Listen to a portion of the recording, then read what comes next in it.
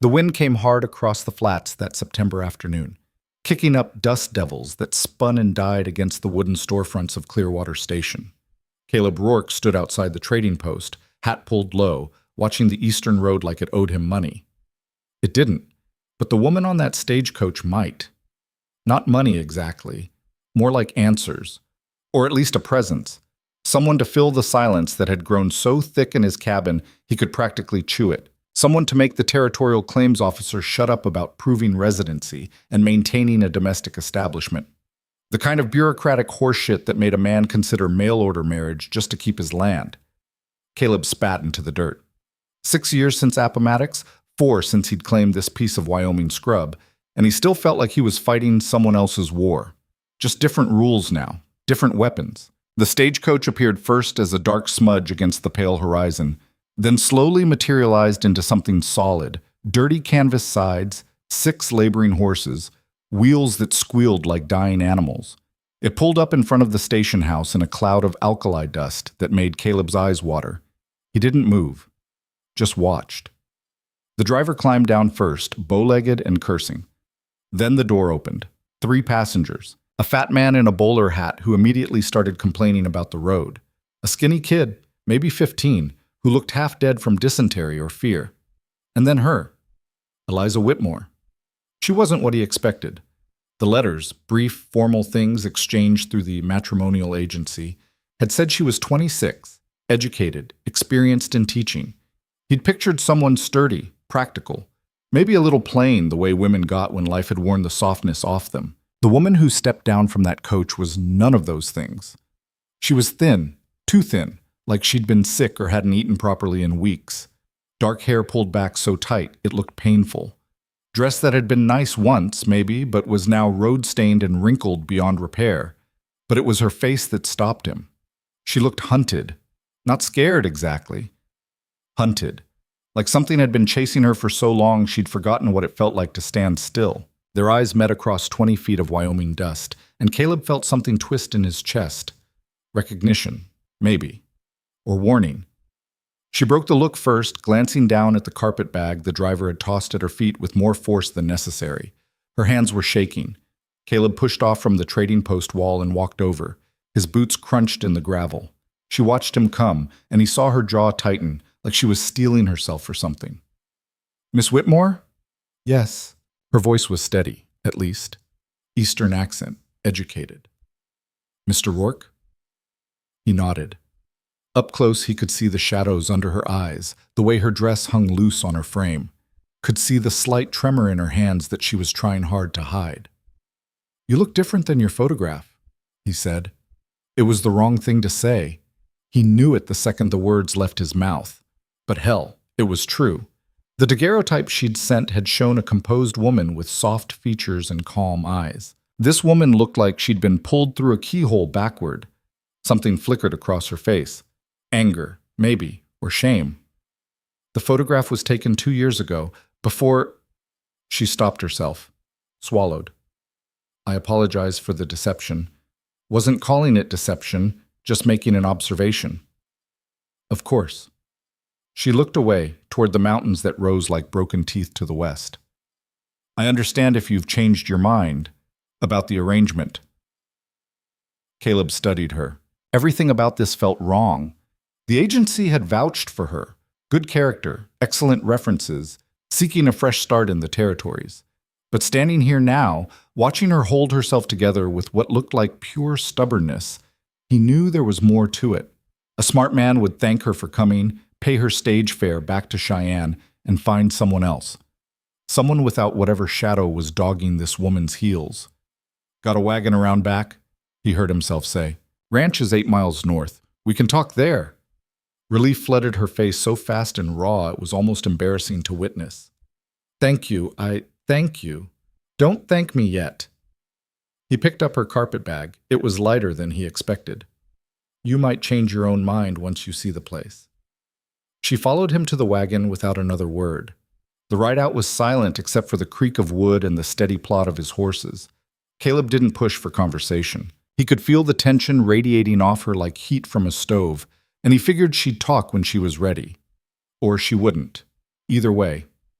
The land rolled past them, endless grass already yellowing with the coming autumn, scattered sage, the occasional stand of cottonwoods marking a creek bed. Empty country, hard country, the kind that didn't forgive mistakes.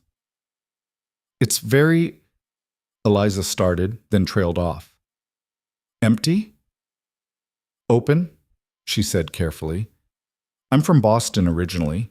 Everything there is. Close. Can't get much further from Boston than this. No. She almost smiled. I suppose not.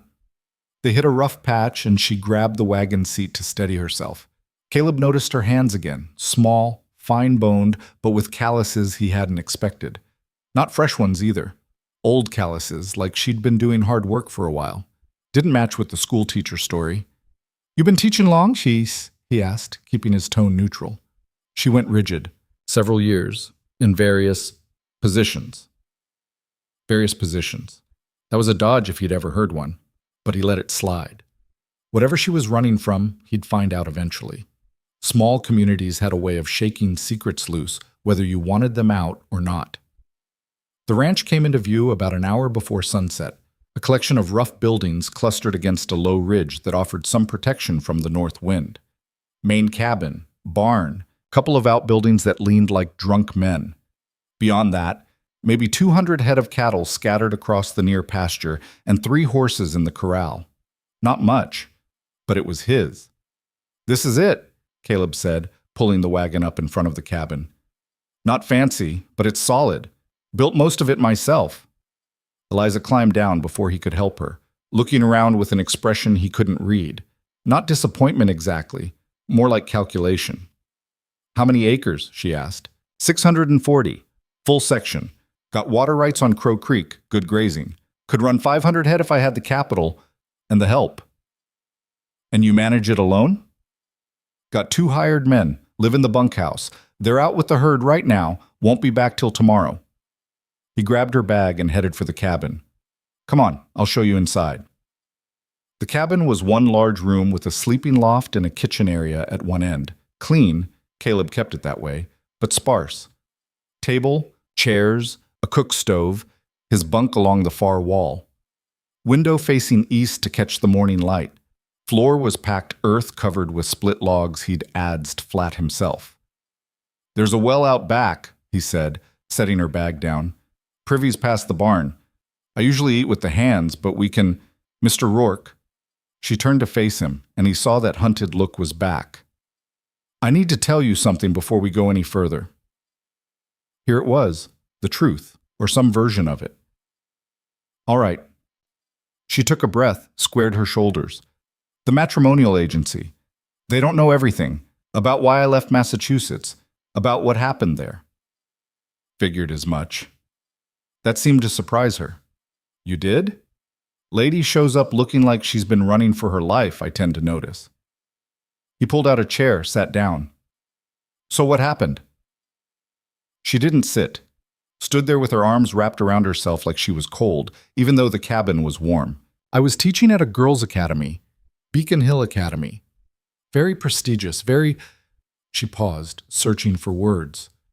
Particular about reputation. Okay. There was a man, Jonathan Aldrich, prominent family. He is engaged to the daughter of one of the school's benefactors, but her voice went tight. He pursued me, aggressively. I refused him, multiple times. And then he told people that we had what? Behaved inappropriately, together, engaged in an affair. The words came out clipped, hard. It wasn't true, none of it. But his family had money, influence. His fiancée's family owned half the school board. When I denied it, they called me a liar. Said I was trying to trap him into marriage or ruin him out of spite. The headmistress dismissed me. Put word out to every school in Boston, then every school in Massachusetts, that I was of questionable moral character. Caleb watched her. She was shaking now, but her eyes were dry, angry. So you came west. After 6 months of watching every door close in my face, yes, I came west. She lifted her chin. The agency in Cheyenne didn't ask many questions. I didn't volunteer many answers. But you should know, if anyone looks into my past, if anyone writes to Massachusetts, they'll hear that I'm disgraced, ruined, unfit for polite society. That true? No. But it doesn't matter what's true. It matters what people believe. Caleb leaned back in his chair, considering. This was the part where he should send her packing. Before she brought her trouble to his doorstep, complicated his life, maybe cost him his standing with the other ranchers. But hell, standing with other ranchers had never been high on his priority list anyway. You know how to cook? He asked. She blinked. Yes, adequately. Can you sew? Mend clothes? Yes. Ever handled livestock? No, but I can learn. Winters here get down to 30 below. You spend 3-4 months snowed in with nothing but wind and silence. You think you can handle that?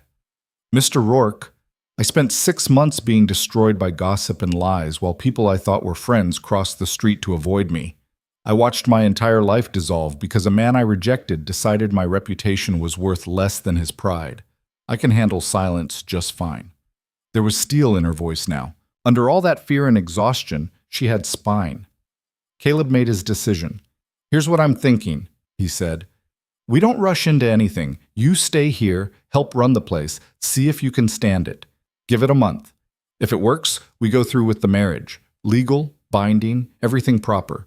You get half interest in the ranch, full partnership. If it doesn't work, I pay your passage to wherever you want to go, and we part ways, no hard feelings. She stared at him. You do that? Give me a share of your ranch? I need a partner, not a servant, and I need someone who's going to stay, not run off first time things get difficult. Giving you a real stake seems like the best way to ensure that. But you don't know me. I could be everything they said I was. I could be worse. Could be, he agreed. But I spent 4 years watching men die over land that wasn't theirs, fighting for causes that weren't theirs, following orders from people who didn't give a damn if they lived or not. Taught me pretty quick how to tell the difference between someone lying and someone who's been lied about. And which am I? He looked at her straight. You're someone who got a raw deal and is trying to survive it. Same as most people out here. Her eyes went bright, and for a second he thought she might cry. But she didn't. Just nodded once, sharp. 1 month, she said. That's fair. All right then. He stood up. You take the loft. I'll bunk down here. Gives you some privacy. Tomorrow I'll show you around, introduce you to the men, start teaching you how things work. Mr. Rourke, Caleb, if we're going to be partners, you should probably use my name. Caleb. She tested it out like she was trying on new clothes. Thank you for giving me a chance. Don't thank me yet, he said for the second time that day. Month from now, you might wish you'd stayed on that stagecoach. But she smiled then, small, tired, but real. I doubt that. After she'd climbed up to the loft and he heard the ropes creak as she lay down on the mattress, Caleb sat at the table and wondered what the hell he'd just agreed to. Bringing a woman with a scandal attached to her name, setting her up as a partner in his ranch, betting his entire future on whether she could handle Wyoming and whether the local community would accept her. Probably the dumbest thing he'd done since he charged that Confederate position at Cold Harbor with a bayonet and no ammunition. But watching her step off that stage, seeing that look in her eyes, defiant and terrified and determined all at once, something in him had recognized something in her. They were both trying to build new lives from the wreckage of old ones. Maybe that was enough. Morning came cold and clear. Caleb woke to find Eliza already up, standing at the stove with the coffee pot heating. She'd changed into a simpler dress, brown calico that looked more practical than the traveling clothes. Her hair was still pulled back tight, but she looked steadier, more present. Found the coffee, she said. Hope you don't mind. Mind? I'm grateful. He pulled on his boots. You sleep? Some. The quiet takes getting used to.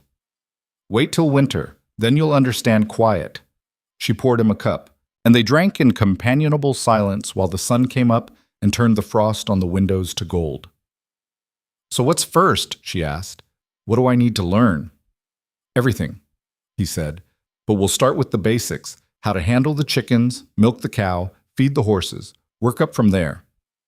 She nodded, and he saw her jaw set with that same determination from last night. Then let's start. The next week passed in a blur of activity. Eliza threw herself into ranch work with the intensity of someone who knew this was her last chance at anything resembling a normal life. Caleb taught her how to feed the stock, how to mend fence, how to read the weather in the shape of clouds and the behavior of cattle. She learned fast, asked good questions, didn't complain even when the work left her hands blistered and her back aching. The hired men, Jack and Pete, both leathery ex-soldiers who drifted west after the war, regarded her with polite suspicion at first. But when she mucked out stalls without being asked and didn't flinch when a rattler showed up in the woodpile, they warmed up. "She'll do," Jack said one evening, watching Eliza carry water buckets from the well. "Got sand in her anyway." High praise from Jack, who trusted approximately nobody. But it wasn't all smooth. The third night, Caleb woke to sounds from the loft, harsh breathing, like someone trying not to cry. He lay there in the dark, listening, knowing he should probably say something but having no idea what. Eventually it stopped. In the morning, Eliza's eyes were red-rimmed, but she didn't mention it, and neither did he. On Sunday, they rode into Clearwater Station for supplies. Caleb needed salt, ammunition, and coffee. Eliza needed fabric. Her dresses were wearing thin and she wanted to make something sturdier for ranch work. The town was small, maybe 300 souls if you counted the outlying ranches. One main street with a dozen businesses, trading post, blacksmith, doctor's office that doubled as the dentist's, 2 saloons, a boarding house, and a church at the far end. Caleb tied up outside the trading post and helped Eliza down from the wagon. She looked nervous. "Small town," he said quietly. "People talk. Just ignore it." "I'm used to being talked about." "Not like this, you're not. Here it's not malicious, mostly. Just curious. Everybody knows everybody's business and your new business." She straightened her shoulders. "Then let's give them something to talk about." Inside, the trading post smelled like leather and coffee and lamp oil. Martha Hendricks, who ran the place with her husband Tom, looked up from the counter and her eyes went wide. "Caleb Rourke, heard you'd gone and gotten yourself a wife." "Not yet," Caleb said. "Miss Whitmore is staying at the ranch for a trial period. We're figuring out if we suit." Martha's eyes sharpened with interest. "That's so. Well, Miss Whitmore, welcome to Clearwater Station. We don't get many new ladies out here. Most women take one look at this country and run screaming back to civilization." "I'm not most women," Eliza said pleasantly. "Clearly." Martha came around the counter. She was a big woman, solid as an oak tree, with a face that had been pretty once and was now just weathered. "What can I do for you folks?" They gave their order, and while Tom was filling it, Martha engaged Eliza in conversation. Where was she from? What did she think of Wyoming? Had she taught school before? Eliza answered carefully, giving truth, but not all of it. Yes, she'd taught in Massachusetts. Yes, she found Wyoming challenging but beautiful. Yes, she was adjusting to ranch life. Caleb watched the exchange like he was watching a card game, trying to figure out what hands were being played. Martha was smart, no fool. She'd hear about Eliza's past eventually. Someone always wrote letters, always dug into newcomers' histories. But for now, she seemed willing to take Eliza at face value. "You should come to the ladies' social," Martha said. "We meet every other Thursday at the church. Sewing circle, mostly, but it's a chance to meet the other women, get to know folks." "That's very kind," Eliza said. "Not kind, practical. Out here, we depend on each other. Winter comes, you might need help. Best to make friends before you need them." It was good advice, and Caleb saw Eliza take it in. They left with their supplies and ran into Reverend Walsh on the street. He was a thin man with kind eyes and a habit of quoting scripture at inappropriate moments. "Caleb, heard congratulations might be in order." "Might be," Caleb said. "Nothing settled yet." "Well, when it is, you come see me. Be happy to perform the ceremony." He tipped his hat to Eliza. "Miss Whitmore, pleasure to meet you. I hope you'll join us for services." "Perhaps," Eliza said noncommittally. After they'd loaded the wagon and started back, Eliza was quiet. "You all right?" Caleb asked. "They were kind. I didn't expect that." "Why wouldn't they be?" "In Boston, once the rumors started." She shook her head. People I'd known for years wouldn't speak to me. Women I'd had tea with crossed the street to avoid me. It was like I'd ceased to exist as a person. I became just this thing. This scandalous thing that had to be avoided. This isn't Boston. People out here, they're more interested in what you can do than who you used to be. I hope you're right. I'm not saying there won't be talk, Caleb said honestly. There will be. But most folks will judge you on how you handle yourself, not on gossip from 2,000 miles away. She looked at him, and there was something vulnerable in her expression. Do you? Judge me on how I handle myself? What else would I judge you on? What I've been accused of? What people said? Caleb thought about that while the wagon rattled over a rocky stretch. When I came back from the war, he said finally, I had nightmares. Still do sometimes. I'd wake up screaming, seeing things that weren't there. People in town, they'd look at me different. Like I was broken, dangerous maybe. Some folks told me I should go to an asylum, get fixed. What did you do? Came out here, built something. Figured if I was broken, at least I could be broken somewhere nobody had to watch. Strömars. Wow. He glanced at her. Point is, I know what it's like when people decide who you are based on things you can't control. Don't much care for it.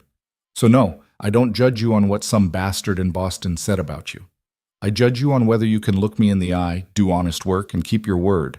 So far, you're 3 for 3. Eliza didn't say anything for a long moment. Then quietly, Thank you. You keep saying that, gonna wear it out. She smiled.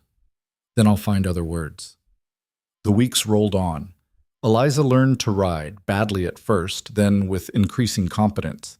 She learned to shoot, which surprised both of them when she turned out to have a decent eye. She learned the rhythms of the ranch, when to feed what, how to tell a sick cow from a healthy one, how to check fence lines and predict weather. She also started teaching. It happened by accident. One of the neighboring ranchers, a man named Sullivan, had 3 kids who'd never seen the inside of a schoolhouse. When he heard there was an educated woman at the Rourke place, he asked if Eliza might be willing to teach them letters and numbers a few hours a week. Caleb expected her to refuse. Too much like the life she'd left behind, but instead, her face had lit up. Yes, she'd said. Yes, I'd like that very much. So twice a week, the Sullivan kids would ride over, and Eliza would teach them in the cabin. Reading, writing, arithmetic, a little history. She was good at it, patient and clear. Caleb would watch sometimes from the doorway, seeing her transform from the cautious, hunted woman who'd stepped off the stagecoach into someone confident and alive. This was who she really was, he realized. Not the scandal or the shame. This. 3 weeks into their arrangement, Eliza was out checking the chickens when she heard shouting from the direction of Crow Creek. She ran, arriving to find Jack and Pete trying to pull a calf out of the mud. The animal was stuck up to its shoulders, bellowing in panic, while its mother paced frantically on the bank.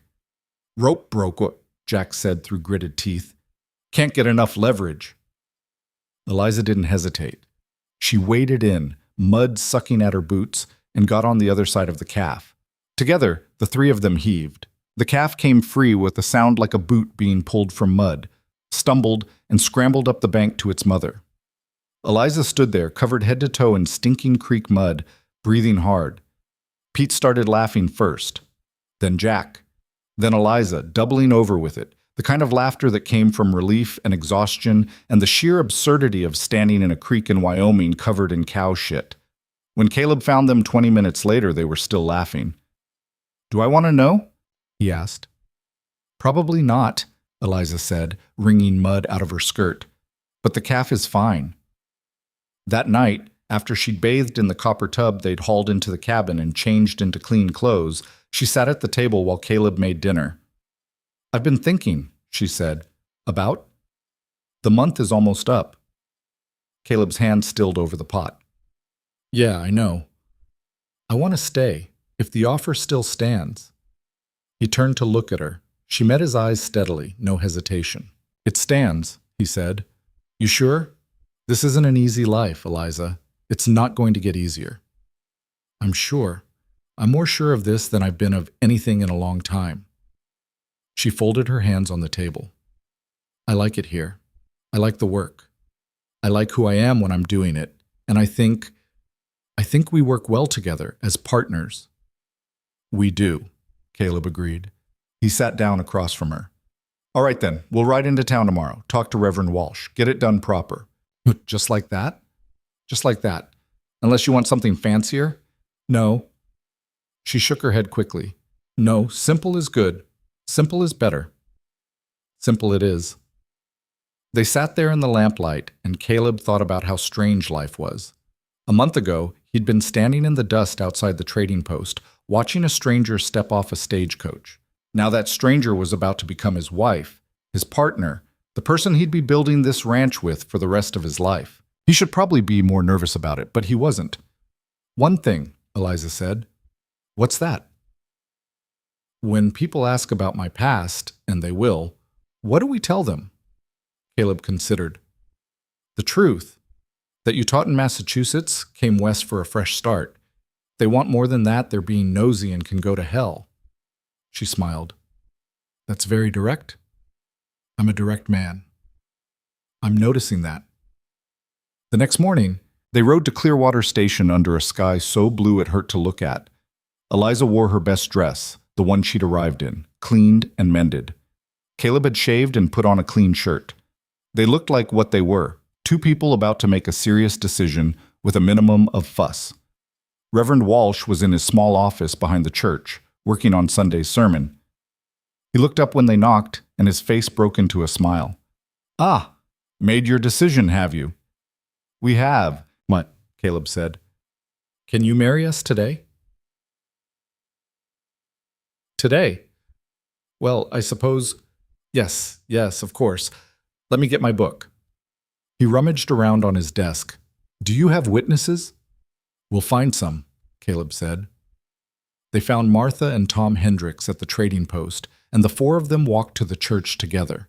It was a small ceremony, no music, no flowers, just the words that made it legal. Eliza's hand was cold in Caleb's when they exchanged vows, but her voice was steady. I, Eliza Whitmore, take you, Caleb Rourke? I, Caleb Rourke, take you, Eliza Whitmore. Just words, but words that changed everything. When it was done, Martha hugged Eliza. Welcome to the territory, Mrs. Rourke. Mrs. Rourke. Eliza tested the name silently, and Caleb saw something settle in her expression, like she'd been carrying something heavy and had finally set it down. They rode back to the ranch in the afternoon light, legally married, partners in every sense that mattered. Caleb felt the weight of it, the responsibility, the commitment, the sheer audacity of what they'd just done. Nervous? Eliza asked. Little bit. You? Terrified, she admitted, but in a good way, like standing at the edge of something and deciding to jump. Long as we jump together, we'll be fine. She looked at him, and he saw trust there, real trust, earned over weeks of shared work and honest dealing. Together, she agreed. When they got back to the ranch, Jack and Pete had strung up a banner made from an old sheet with congratulations painted on it in what looked like axle grease. There was a bottle of whiskey on the table, good stuff, not rot gut, and Pete had shot a turkey. Figured you'd want some kind of celebration, Jack said gruffly. Appreciate it, Caleb said. They ate turkey and drank whiskey and told stories as the sun went down. Eliza laughed at Jack's terrible jokes and held her liquor better than Caleb expected. The men drifted off to the bunkhouse eventually, leaving Caleb and Eliza alone in the cabin. Well, Eliza said, we did it. We did. What happens now? Caleb looked at her, his wife, his partner, this woman who'd taken a risk on him just like he'd taken a risk on her. Now we make it work, build the ranch, get through winter, see what we're made of. Sounds hard. Probably will be. Good, Eliza said. I'm done with easy. She climbed up to the loft like she had every night, and Caleb bedded down below. Married, but taking it slow. Giving themselves time to figure out what this was going to be. Outside, the wind picked up, carrying the smell of coming snow. First storm would hit soon, maybe in a week or two. Then they'd be snowed in for months, just the two of them, and whatever they could build between them. Caleb lay in the dark, listening to the cabin settle, and thought about the choice he'd made. To give this woman a chance, to bet his future on someone everyone else had written off. Crazy, probably. Reckless, definitely. But standing in that dust, watching her step off the stagecoach, something in him had known. She was broken in the same places he was. And maybe, just maybe, they could use their broken pieces to build something stronger than either of them could manage alone. Time would tell. Time and winter and whatever came after.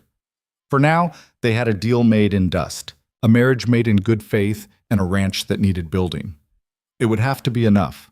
The first snow came 2 weeks after the wedding, fat flakes that started before dawn and didn't stop until they'd buried the world under 8 inches of white. Eliza woke to the strange, muffled silence of it, that particular quiet that only comes when snow swallows sound. She climbed down from the loft to find Caleb already dressed, standing at the window with a cup of coffee. "It's beautiful," she said. He glanced at her. "It's early. We usually don't get snow like this until November. Means it's going to be a hard winter." "How hard?" "Hard enough." He set his cup down. "We need to get the cattle closer to the ranch. Can't have them scattered across 600 acres when the real storms hit. They'll drift with the wind and we'll lose half of them in ravines or frozen creeks." Eliza pulled on her coat. "What do you need me to do?" "Can you ride well enough to help move them?" She thought about the hours she'd spent in the saddle over the past month, the bruises and the fear, and the gradual understanding of how to read a horse's movement. "I can try." Good enough. They spent the next 3 days moving cattle. It was brutal work, long hours in the saddle, pushing 200 stubborn animals across snow-covered ground, while the wind cut through every layer of clothing. Eliza's hands went numb inside her gloves. Her face burned with cold. She fell off her horse twice, once into a snowdrift that left her gasping and disoriented, but she got back on. Every time. Jack and Pete watched her with something that might have been respect. On the third day, when they finally got the last of the herd into the winter pasture near the ranch, Pete rode up beside her. "You're tougher than you look," he said. Coming from Pete, who'd survived Shiloh and the march to the sea, it was high praise. That night, Eliza could barely climb the ladder to the loft. Every muscle screamed. She collapsed on the mattress still half-dressed, too exhausted to care. She woke hours later to find Caleb sitting on the edge of the loft, holding a tin of liniment. "Thought you might need this," he said quietly. Her first instinct was to refuse, some ingrained sense of propriety from her old life. But that life was 2,000 miles away and might as well have belonged to someone else. "My shoulders," she said. "I can't reach." He helped her sit up and she pulled her shirt down enough to expose her shoulders. His hands were careful, impersonal, working the liniment into the knotted muscles. It burned and soothed at the same time. "You did good out there," he said. "Moving cattle in snow, that's not easy even for men who've been doing it for years." "I fell off my horse. Twice. I know. I was there." She heard the smile in his voice. "But you got back on. That's what matters." When he was done, she expected him to leave. Instead, he sat there in the dim light from the lamp below. "Eliza, we need to talk about something." Her stomach tightened. "All right. We're married legally, but we haven't... we're still living like..." He stopped, frustrated with his own awkwardness. "What I'm trying to say is, I don't expect anything from you. In that way. Not until you're ready. If you're ever ready. This is a partnership first." She turned to look at him. In the shadows, she could see the scar that ran along his jawline, souvenir from some battle he never talked about. Could see the tension in his shoulders, the way he held himself like he was waiting for rejection. "I appreciate that," she said carefully. "But Caleb, I need you to understand something. What happened in Boston, what that man did, lying about me, ruining my reputation, it wasn't just about gossip.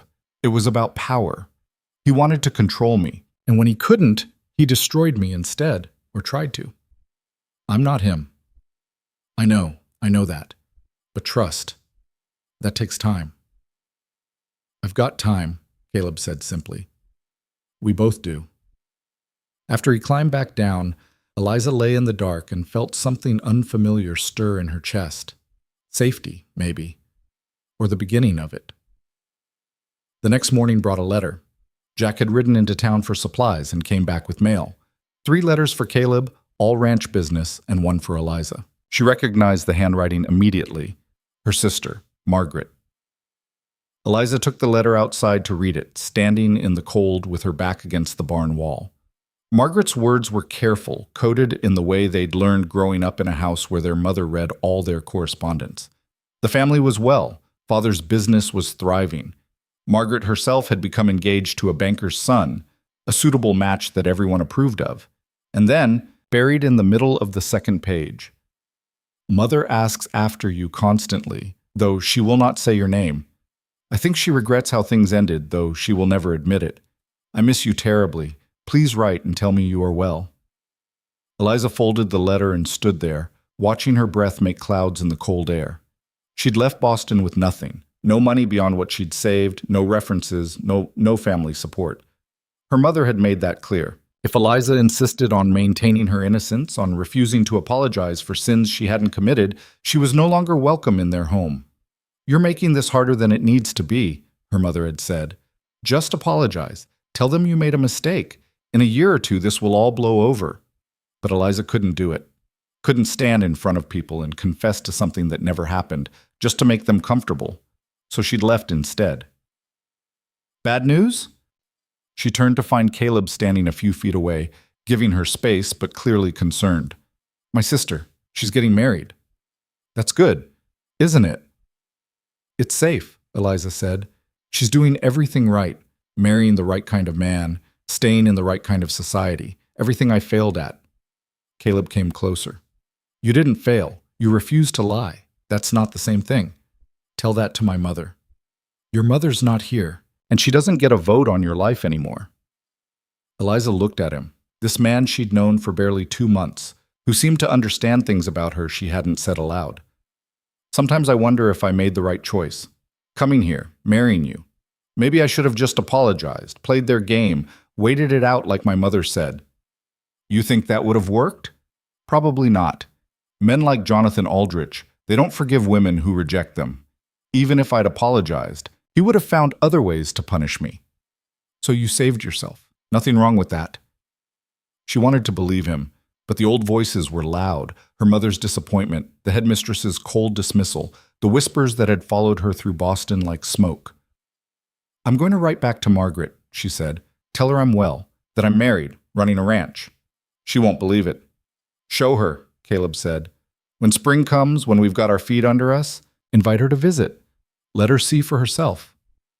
The idea was so unexpected, so generous, that Eliza didn't know what to say. In Boston, her scandal had tainted everyone around her. Friends had abandoned her, afraid of guilt by association. And here was Caleb offering to bring her family right into their home. "You'd do that? Let her come here?" "She's your sister, and if she's anything like you, I'd probably like her." That night, Eliza wrote to Margaret.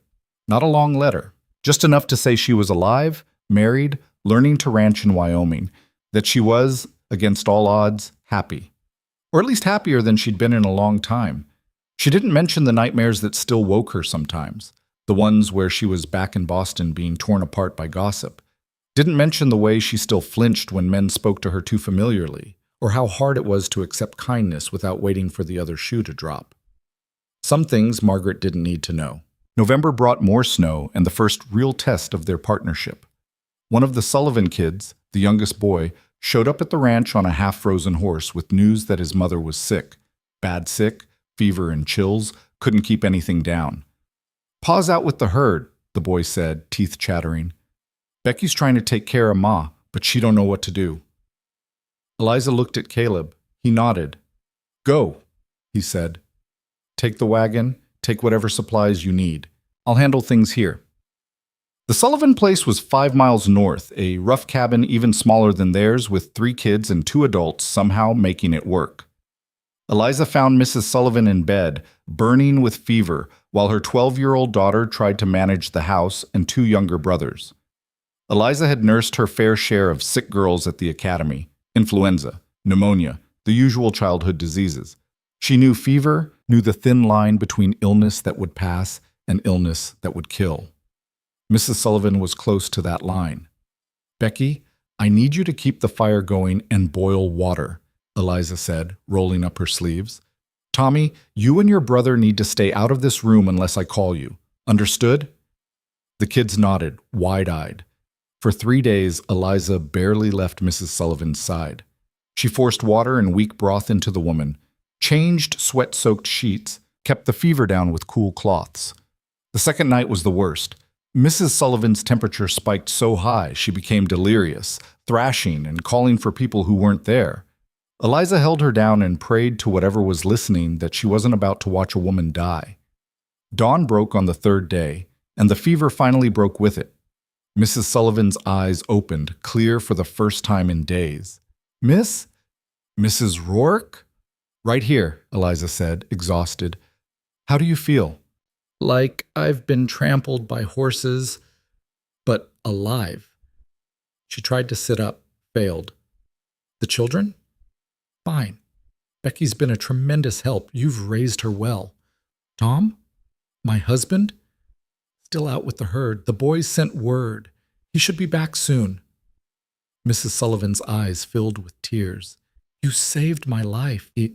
I helped. You're strong. You did most of the work yourself." But word got around. By the time Eliza made it back to the ranch, half the community knew that Mrs. Rourke had spent 3 days nursing a neighbor through a fever that should have killed her, that she'd left her own warm cabin to sleep on a hard floor in someone else's house, tending to a woman she barely knew. Martha Hendricks stopped by the following week with a dried apple pie and news. "You've made quite an impression," she said, setting the pie on the table. "Folks are talking." Eliza's stomach tightened. "Good talking or bad talking?" "Good, mostly. Though there's some who wonder about a woman who shows up with no family, no references, and a past she won't discuss." There it was. The question Eliza had been waiting for. Martha sat down across from her. "I'm not asking for details, that's between you and Caleb, but I'll tell you what I tell all newcomers. Out here, what you do matters more than what you were. You could have been a duchess or a dance hall girl, and nobody would care as long as you pull your weight and don't make trouble." "And if I was a dance hall girl?" Martha smiled. "Then I'd say you found a better line of work."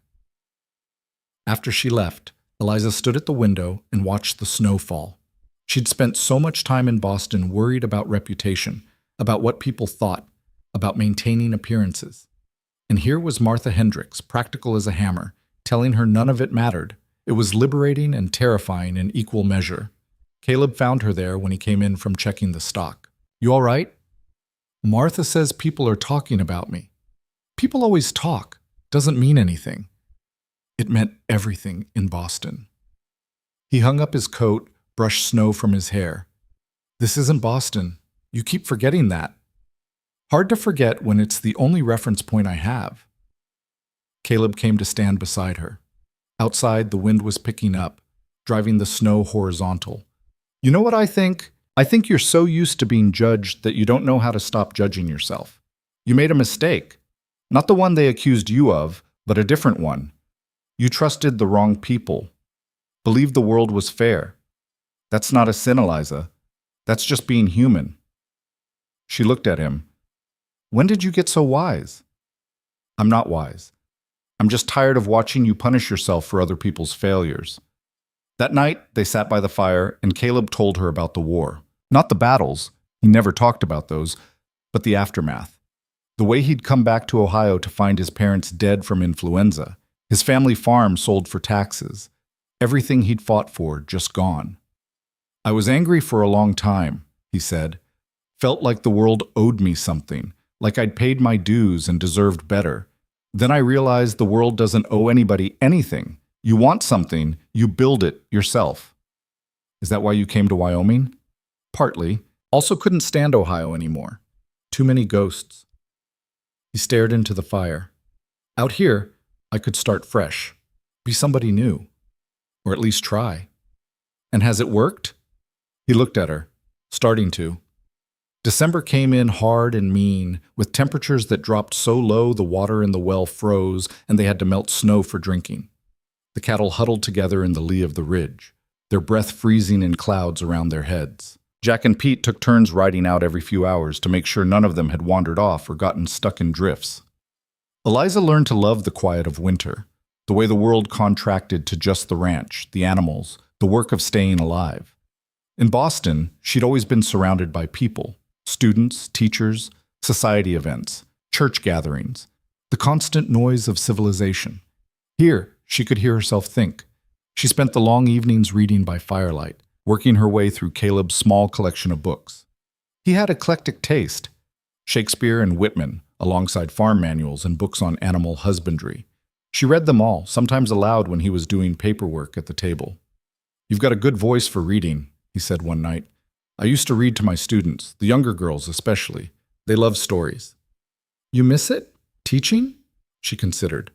"I miss the girls. Some of them, anyway. The ones who actually wanted to learn, who saw education as freedom, rather than just something they had to endure before marriage." She set her book down. "But I don't miss the academy. Don't miss having to smile at mothers who looked down on me because I worked for a living. Don't miss pretending to be grateful for a position that paid barely enough to live on." "You could teach here. Not at an academy, but in town. They've been talking about starting a proper school." "Have they?" "Reverend Walsh mentioned it last time I was in town. Said they'd need someone educated, someone patient, someone who knew what they were doing." The idea stirred something in Eliza. Teaching again, but on her own terms. In a community that might actually value education instead of seeing it as social polish for future wives. "I'll think about it," she said. Christmas came and went with little fanfare. Eliza made a venison roast and Caleb surprised her with a new pair of gloves, sturdy leather ones lined with wool. She'd gotten him a book, a new novel by Mark Twain she'd ordered through the trading post. "How'd you pay for this?" he asked, looking at the book with something like wonder. "I've been teaching the Sullivan kids, remember? Their father pays me in eggs and sometimes cash. I saved it. You didn't have to spend it on me."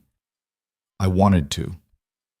They sat by the fire that night, comfortable in each other's silence, and Eliza realized she couldn't remember the last time she'd felt this settled, this much like herself. The trouble started in January. A man rode up to the ranch on a gray afternoon when the temperature was hovering around 0. He was well-dressed, riding a good horse, and had the kind of confidence that came from money and privilege. Eliza saw him through the window, and her blood went cold. She knew that posture, that entitled way of sitting in the saddle. Caleb went out to meet him. Eliza stood just inside the door, listening. "Help you?" Caleb asked. "I'm looking for a woman. Eliza Whitmore. I was told she might be here." Eliza's heart hammered. It wasn't Jonathan Aldrich. The voice was wrong, but it was someone from that world, someone who knew her name. "Who's asking?" Caleb's voice had gone flat, careful. "My name is Robert Chen. I'm a lawyer from Boston. I represent the family of Jonathan Aldrich." Everything in Eliza wanted to run, hide, disappear. But she'd spent 2 months learning to stand her ground, and she wasn't about to stop now. She opened the door and stepped out into the cold. "I'm Eliza Whitmore," she said. "Or I was. I'm Eliza Rourke now. What do you want?" Chen's eyes widened slightly when he saw her. "Mrs. Rourke, I apologize for the intrusion. I've been searching for you for several weeks. The matrimonial agency was quite reluctant to give up your location. Good for them. Now, answer my question. What do you want?" He dismounted carefully, keeping his hands visible. Smart man. Caleb had his hand on his hip, near where his gun would be if he were wearing it. "I've come on behalf of Mr. Aldrich's family, specifically his sister, Catherine. She wishes to speak with you about the events of last year. Her brother is a liar and a coward. There's nothing to discuss." "She knows." Eliza stopped. "She knows what?" "That Jonathan lied. That he fabricated the entire affair to save face after you rejected him." Chen reached into his coat slowly and pulled out an envelope. She found letters, evidence that her brother had pursued several other women in similar fashion with similar results. She's been trying to reach you for months to apologize and to offer restitution. Eliza took the envelope with shaking hands. Inside were 3 letters, one from Catherine Aldrich, full of apologies and horror at what her brother had done. One from the headmistress of Beacon Hill Academy, offering her position back with a raise in salary.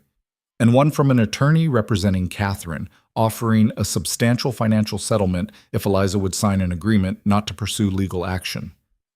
This is... Eliza couldn't finish the sentence. Vindication, Chen said quietly. Miss Aldrich wanted you to know that she's made sure everyone in Boston society knows the truth. Your name has been cleared, your reputation restored. You could return tomorrow and take up exactly where you left off. Eliza looked at the letters, at this man who'd ridden hundreds of miles through winter to deliver them, at the life she'd lost being handed back to her like a gift. Then she looked at Caleb, at the ranch behind him, at the mountains in the distance and the endless sky. Tell Catherine Aldrich I appreciate her courage in coming forward, Eliza said slowly. And I appreciate the apology, but I won't be returning to Boston. Chen blinked. Mrs. Rourke, I don't think you understand. You've been fully exonerated. The Academy wants you back. You could have your old life returned. I don't want my old life, Eliza said, and realized as she said it that it was absolutely true. I have a new one, a better one. But the settlement... I'll take it, Caleb said suddenly. Both Eliza and Chen turned to look at him. Not because we need vindication or apologies, but because that money belongs to my wife. What happened to her was wrong. And if that family wants to make it right financially, fine. We'll use it to build something good here. Chen looked between them, clearly baffled by people who would turn down Boston society for a ranch in Wyoming. But he was professional enough to simply nod. Very well. I'll draw up the papers. You'll need to sign them in front of a witness. Reverend Walsh can witness, Caleb said. We'll ride into town tomorrow. After Chen left, Eliza stood in the snow, holding the letters and feeling like the ground had shifted under her feet. You didn't have to do that, she said to Caleb. Accept the settlement, I mean. That money is yours by right, and we can use it. Expand the herd, build a better barn, maybe hire another hand for the spring work. He looked at her seriously. But if you want to go back to Boston, if that's what you really want, I won't stop you. I don't want to go back. You sure? That's your whole life there, your family, your career was my life. Past tense. She looked down at the letters. You know what the worst part of that whole nightmare was? Not the gossip or the lost job or even my mother's rejection. It was the helplessness. The feeling that nothing I said or did mattered, that the truth didn't matter, that I was just this thing being talked about and judged and dismissed. And now I matter. What I do matters. The work I do, the choices I make, the life I'm building, it all matters. How could I give that up to go back to being, what? A school teacher grateful for the privilege of educating rich men's daughters? No, thank you. Caleb smiled, slow and genuine. All right then. We'll take their money and use it to build something they can't touch or take away. That night, lying in the loft, Eliza thought about the strange path her life had taken. 6 months ago, she'd been drowning in scandal and shame, watching everything she'd worked for dissolve. Now she was married to a rancher in Wyoming, legally vindicated but choosing to stay in exile anyway. Her mother would think she'd lost her mind. Maybe she had, or maybe she'd finally found it. The settlement came through in February, a bank draft for more money than Eliza had ever seen in one place. They used part of it to expand the herd, buying 50 head of good breeding stock from a rancher in Montana. The rest went into improvements, a new barn, a chicken coop that didn't leak, proper windows for the cabin. With the money came respect. Other ranchers who'd been polite but distant started seeking Caleb's opinion on stock breeding and land management. Martha Hendricks mentioned again that the town was serious about starting a school, and would Eliza consider being the teacher? We could pay you, Martha said. Not much, but something. And you'd have your own building, your own books, your own say in what gets taught. Eliza looked at Caleb. He nodded. I'll do it, she said. But I have conditions. Name them. I teach all children who want to learn. Rich, poor, boys, girls, doesn't matter. If they can get themselves to the schoolhouse, I'll teach them. Martha smiled. I was hoping you'd say that. They broke ground on the schoolhouse in March, as soon as the frost was out of the earth. It was a community effort. Every rancher and farmer for 20 miles contributed labor or materials. The building went up fast, a simple one-room structure with a potbelly stove and windows on 3 sides to let in light. Eliza helped with the construction, swinging a hammer alongside men twice her size. Her hands, already calloused from ranch work, developed new calluses. Her back ached. She'd never been happier. The night before the school was set to open, she couldn't sleep. Caleb found her sitting at the table, staring at her lesson plans. "Nervous?" he asked. "Terrified. What if nobody comes, or what if they come and I'm terrible at this? It's been almost a year since I taught Eliza." He sat down across from her. "You're going to be fine, better than fine. Those kids are lucky to have you." "You don't know that." "I do. I've watched you teach the Sullivan kids. You're patient, you're clear, and you actually care whether they learn. That's more than most teachers have." She wanted to believe him, but the old fears were loud tonight. What if she failed? What if the parents complained? What if her past caught up with her again? "What happened in Boston?" Caleb said, reading her mind. "That's over. You beat it. You won." "Did I? Sometimes it doesn't feel like winning." "You're here, aren't you? Alive, building something real, about to teach kids who actually need education instead of rich girls who just needed polish." "That's not winning?" When he put it that way, it sounded different. Sounded like maybe she had won after all, just not in the way she'd expected. Opening day brought 12 students. Ages ranged from 6 to 14, ranch kids mostly, a few from town. They filed in, shy and curious, taking seats at the rough-hewn desks their fathers had built. Eliza stood at the front of the room and felt time fold in on itself. She'd done this before, hundreds of times, but never like this. Never in a building she'd helped build, teaching children who were there because they wanted to be, not because their parents paid tuition. "Good morning," she said. "My name is Mrs. Rourke, and I'm very happy to see you all here." A girl in the front row, maybe 8 years old, raised her hand. "Yes?" "Is it true you came from Boston?" "It is." "Why'd you leave? Boston sounds nice." Eliza smiled. "Boston is nice, but Wyoming is better." Teaching turned out to be harder than Eliza remembered, but in different ways. At Beacon Hill, she taught girls who already knew how to read, who came from homes filled with books and conversation. Here, half her students had never held a pencil before. Some had parents who could barely write their own names, but what they lacked in preparation, they made up for in hunger. These kids wanted to learn, needed to learn, saw education as a way out, or at least a way up. The youngest boy, Tommy Sullivan, struggled with his letters for weeks. Eliza stayed after school with him, going over the alphabet again and again until her patience wore thin and she had to step outside to keep from snapping at him. Caleb found her there one afternoon, leaning against the schoolhouse with her eyes closed. "Rough day?" "I'm a terrible teacher. Tommy still can't remember the difference between B and D, and I've explained it 20 different ways. He's 6 years old and spent the first 6 years of his life never seeing a book. Give him time." I don't know if I have the patience for this." Caleb laughed. "You nursed his mother through a fever that should have killed her. You can handle teaching the kid his letters." He was right, of course. By May, Tommy could read simple sentences, and the look of pride on his face when he read his first full page made every frustrating afternoon worth it. But not everyone was happy about the school. There were ranchers who thought education made kids soft, mothers who needed their daughters at home to help with chores. A few families pulled their children out after the first month. The worst was Samuel Garrett, who owned a spread 10 miles west. He showed up at the ranch one evening in April, looking for a fight. "My boy says you're teaching them about evolution," he said, standing in the yard with his arms crossed. "Teaching them we came from monkeys." Caleb stepped out of the barn. Eliza could see him sizing up the situation, deciding whether this was going to turn ugly.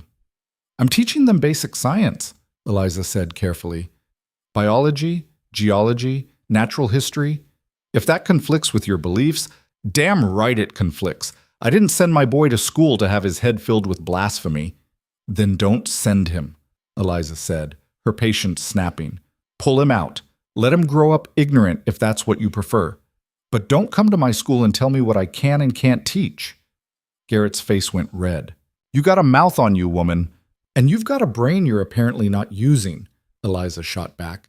"Your son is smart, really smart. He could make something of himself if you'd let him. But instead, you want to keep him dumb and scared because that's easier than admitting the world is bigger than you thought. Eliza, Caleb said quietly. A warning. But she was done being careful, done biting her tongue to keep men comfortable. No, she said to Caleb. I'm tired of this. I'm tired of people who value ignorance over knowledge, who think education is dangerous because it might make their children ask questions. She turned back to Garrett. If you want to pull your son out of school, that's your right, but don't expect me to apologize for teaching him the truth. Garrett looked at Caleb. You gonna let her talk to me like that? She can talk however she wants, Caleb said. She's not my property. And she's right. If you don't like what she's teaching, pull your kid out. But you don't get to come here and dictate her curriculum. Garrett spat in the dirt. This is what happens when you let women get ideas. They forget their place. Her place is wherever she says it is, Caleb said, and there was steel in his voice now. And right now, her place is running the only school for 50 miles. You don't like it, start your own. Garrett left, muttering threats that never materialized. His son stayed in school, though whether that was the boy's choice or his mother's, Eliza never knew. That night, she and Caleb sat on the porch watching the sunset over the mountains. The air was warm for the first time in months, carrying the smell of new grass and snowmelt. I shouldn't have lost my temper, Eliza said. Why not? He was being an ass. But now he's angry, and angry men talk. What if other families pull their children? Then those children will grow up ignorant, and it'll be their parents' fault, not yours. Caleb stretched his legs out. You can't make everyone happy, Eliza, especially not out here. People have strong opinions, and they're not shy about sharing them. You start trying to please everyone, you'll drive yourself crazy. I know. It's just, in Boston, I spent so much time trying to be what everyone expected. The perfect teacher, the perfect daughter, the perfect young lady. And it didn't matter. They destroyed me anyway. So stop trying to be perfect. Be yourself. Teach the way you think is right. The families who value education will keep their kids in school. The ones who don't, well, that's their loss. She leaned her head on his shoulder, surprising both of them. He went still for a moment, then carefully put his arm around her. When did you get so wise? She asked. I keep telling you, I'm not wise. I just don't give a damn what Samuel Garrett thinks. Spring brought work, constant, exhausting, necessary work. Caleb and the hired men spent long days mending fence, clearing irrigation ditches, preparing for the spring gather when they'd round up cattle scattered during the winter. Eliza taught 5 days a week and spent her evenings helping with ranch accounts, planning meals, maintaining the garden she'd started near the cabin. The garden was her pride. She'd never grown anything before. In Boston, vegetables came from markets, prepared and clean. Here, she learned to coax life from dirt, planted beans and squash and tomatoes, tended them carefully, watched them grow. When the first tomato ripened in June, she picked it like it was made of gold. Look at this, she said to Caleb that evening, holding it up. I grew this. Me. He smiled. Congratulations, you're officially a rancher's wife. I thought I already was. You were the legal version. Now you're the real version. She threw the tomato at him. He caught it, laughing, and they ate it sliced with salt for dinner, and it was the best thing Eliza had ever tasted. June also brought a letter from Margaret. Her wedding had been lovely, she wrote. The house her new husband had purchased was perfect. Boston society had welcomed her with open arms. Everything was exactly as it should be. Between the lines, Eliza could read her sister's loneliness, the careful performance of happiness, the life lived according to someone else's script. You should write back, Caleb said. Invite her to visit. I meant it when I said that before. She'd never come. Her husband wouldn't allow it. Why not? Because Wyoming is crude and dangerous and I'm technically in exile, even if I've been vindicated. It wouldn't look good. Caleb set down the harness he was mending. Your sister married a man who controls where she can travel? That's how it works in Boston. A woman's reputation depends on her husband's approval. That's the stupidest thing I've ever heard, Eliza laughed. I'm not disagreeing. She wrote back anyway, a warm letter full of details about ranch life, the school, the students. She told Margaret about the garden and the mountains and the impossible expanse of sky. She made Wyoming sound like what it was, hard and beautiful and real. Whether Margaret would ever see it for herself remained an open question. July brought drought. The streams that usually ran full through summer started drying up. The grass turned brown. Cattle grew thin and restless, wandering further in search of water and good grazing. "We need rain," Jack said, staring at the cloudless sky.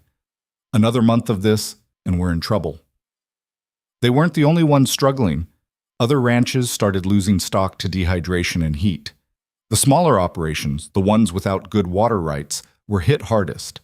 A few families packed up and left, heading back east or further west to Oregon.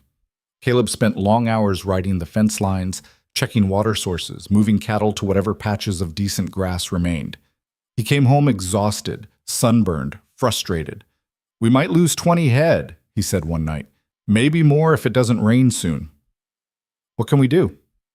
"Not much. Wait. Hope. Pray if you're the praying type." Eliza wasn't the praying type, but she understood desperation. Understood the helplessness of watching something you'd built face destruction from forces you couldn't control. She started hauling extra water from the well to the garden, determined to save at least that.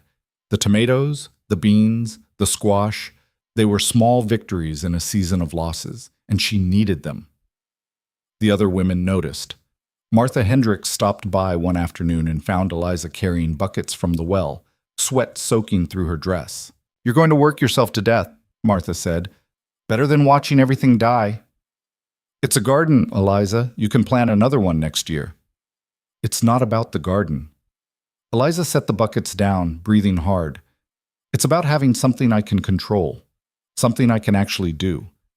I can't make it rain, can't keep the cattle from dying, can't do anything useful, but I can water these damn vegetables." Martha was quiet for a moment. Then she picked up one of the buckets. "All right, show me what needs watering." Other women followed Martha's lead. Mrs. Sullivan came with her daughters. The doctor's wife arrived with her sister. They formed a bucket brigade from the well to the garden, working in the heat without complaint, saving vegetables they'd never eat. It was the first time Eliza understood what Martha had meant months ago about depending on each other. This wasn't charity, it was community. Women helping women because that's what you did when times got hard. When Caleb came home that evening, he found a dozen women in his yard, watering a garden that had grown 3 times larger than it started. "What happened here?" he asked Eliza. "The ladies' social decided to meet at our place," she said, "and to do some gardening while we were at it." He looked at the women, at the saved vegetables, at his wife standing there exhausted and proud, and something in his face shifted. "Thank you, he said to all of them. "This means more than you know." Martha waved him off. "Thank Eliza. She's the one who started it." The rain finally came in August, 3 days of steady downpour that turned the dust to mud and the creeks to torrents. The cattle drank deep and the grass began to recover. They'd lost fewer head than Caleb feared, 15 instead of 20, and the ones that survived were strong enough to make it through. The garden thrived.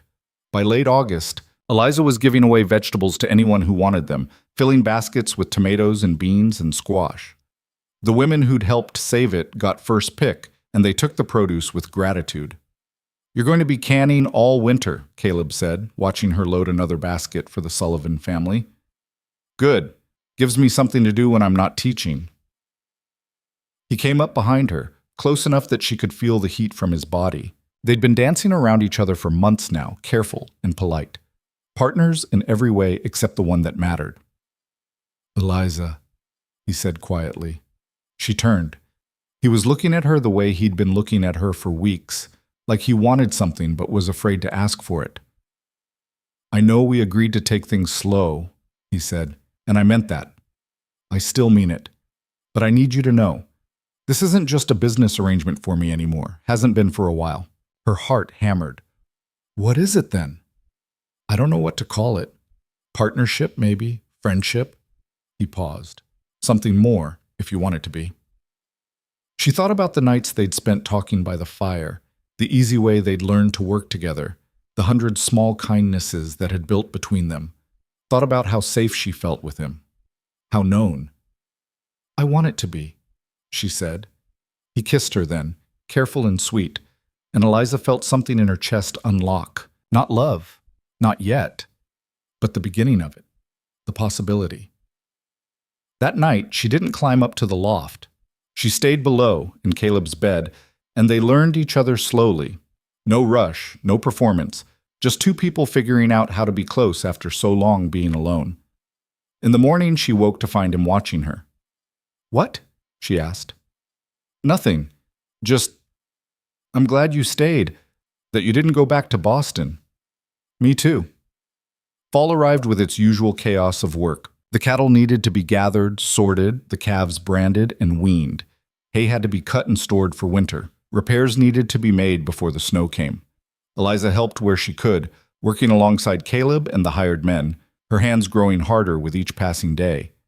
The school year started up again in September with 16 students this time. Word had spread about the quality of teaching, and families were willing to send their children further to attend. Eliza taught reading, writing, arithmetic, history, geography, basic science. She pushed her students hard but fairly, and they responded by working harder than they thought they could. One afternoon in October, Tommy Sullivan read an entire chapter from a novel without help. The other students applauded, and Tommy's face went red with pride. After class, he lingered by Eliza's desk. "Ma says you saved her life," he said. "Your mother is strong. She saved herself." "But you helped, and you taught me to read." He scuffed his boot against the floor. "I wanted to say thank you for not giving up on me even when I was slow." Eliza's throat tightened. "You were never slow, Tommy. You just needed time." After he left, she sat at her desk and let herself feel it, the satisfaction of doing work that mattered, of helping someone become more than they thought they could be. This was better than Beacon Hill, better than any position she could have had in Boston, because here, her work actually changed lives. November brought the first serious snow and news that rocked the community. Samuel Garrett, the rancher who'd complained about the school, had died suddenly. Heart failure, the doctor said, left behind a widow and 4 children, including the smart boy who'd stayed in Eliza's class despite his father's objections. The funeral was well attended. Eliza went, standing in the back of the church, listening to Reverend Walsh say kind things about a man who'd been neither particularly kind nor particularly cruel. Just another rancher trying to survive Wyoming. After the service, Mrs. Garrett approached her. "I want to thank you," she said quietly. "For what?" "For standing up to Sam. For teaching Daniel anyway." She glanced at her son, who stood with his siblings looking lost. Sam was a good man in many ways, but he was afraid of anything he didn't understand, including education. Daniel's going to need that education now. He's the man of the family. The boy was 12 years old. "How will you manage the ranch?" Eliza asked. "Don't know yet. Sam's brother might take us in, or we might try to run it ourselves." Mrs. Garrett straightened her shoulders. "We'll figure something out. We always do." Walking back to the wagon, Caleb said, "That could have been any of us. Heart gives out, accident happens, and everything changes." "That's a cheerful thought." "Not cheerful, realistic." He helped her up to the wagon seat. "Which is why we need to make plans, legal plans. If something happens to me, the ranch needs to be secure for you. Nothing's going to happen to you. You don't know that, and I need to know you'd be protected." He looked at her seriously. "I'm going to have papers drawn up. Full ownership transfer to you if I die. No questions, no complications. The ranch is yours." "Caleb, I mean it, Eliza. You've earned this place as much as I have. More, maybe. I'm not leaving you vulnerable." She thought about Mrs. Garrett, widowed and uncertain, dependent on the charity of in-laws who might or might not help.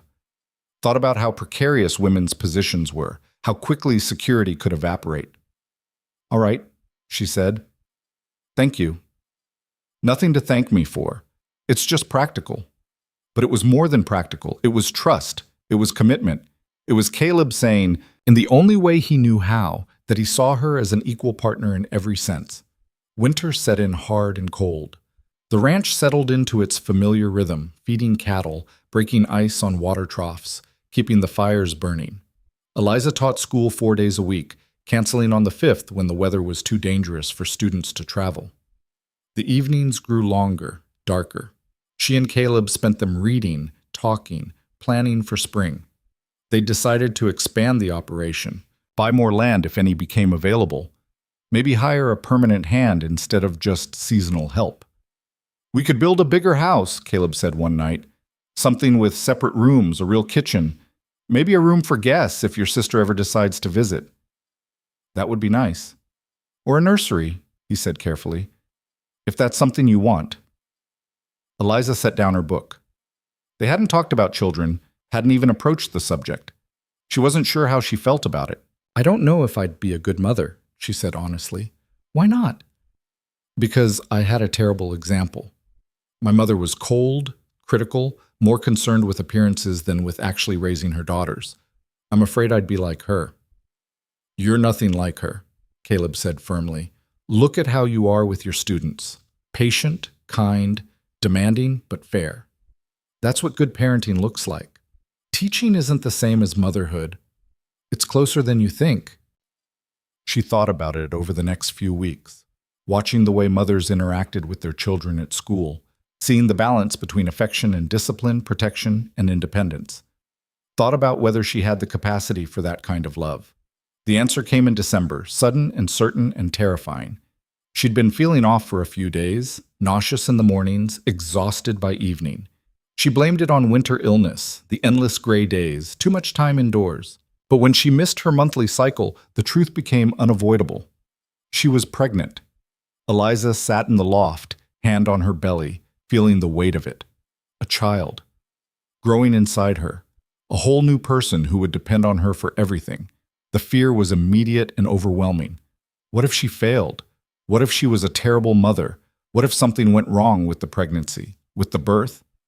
Women died in childbirth out here. She'd seen it happen, watched families torn apart by losses that might have been prevented in a city hospital.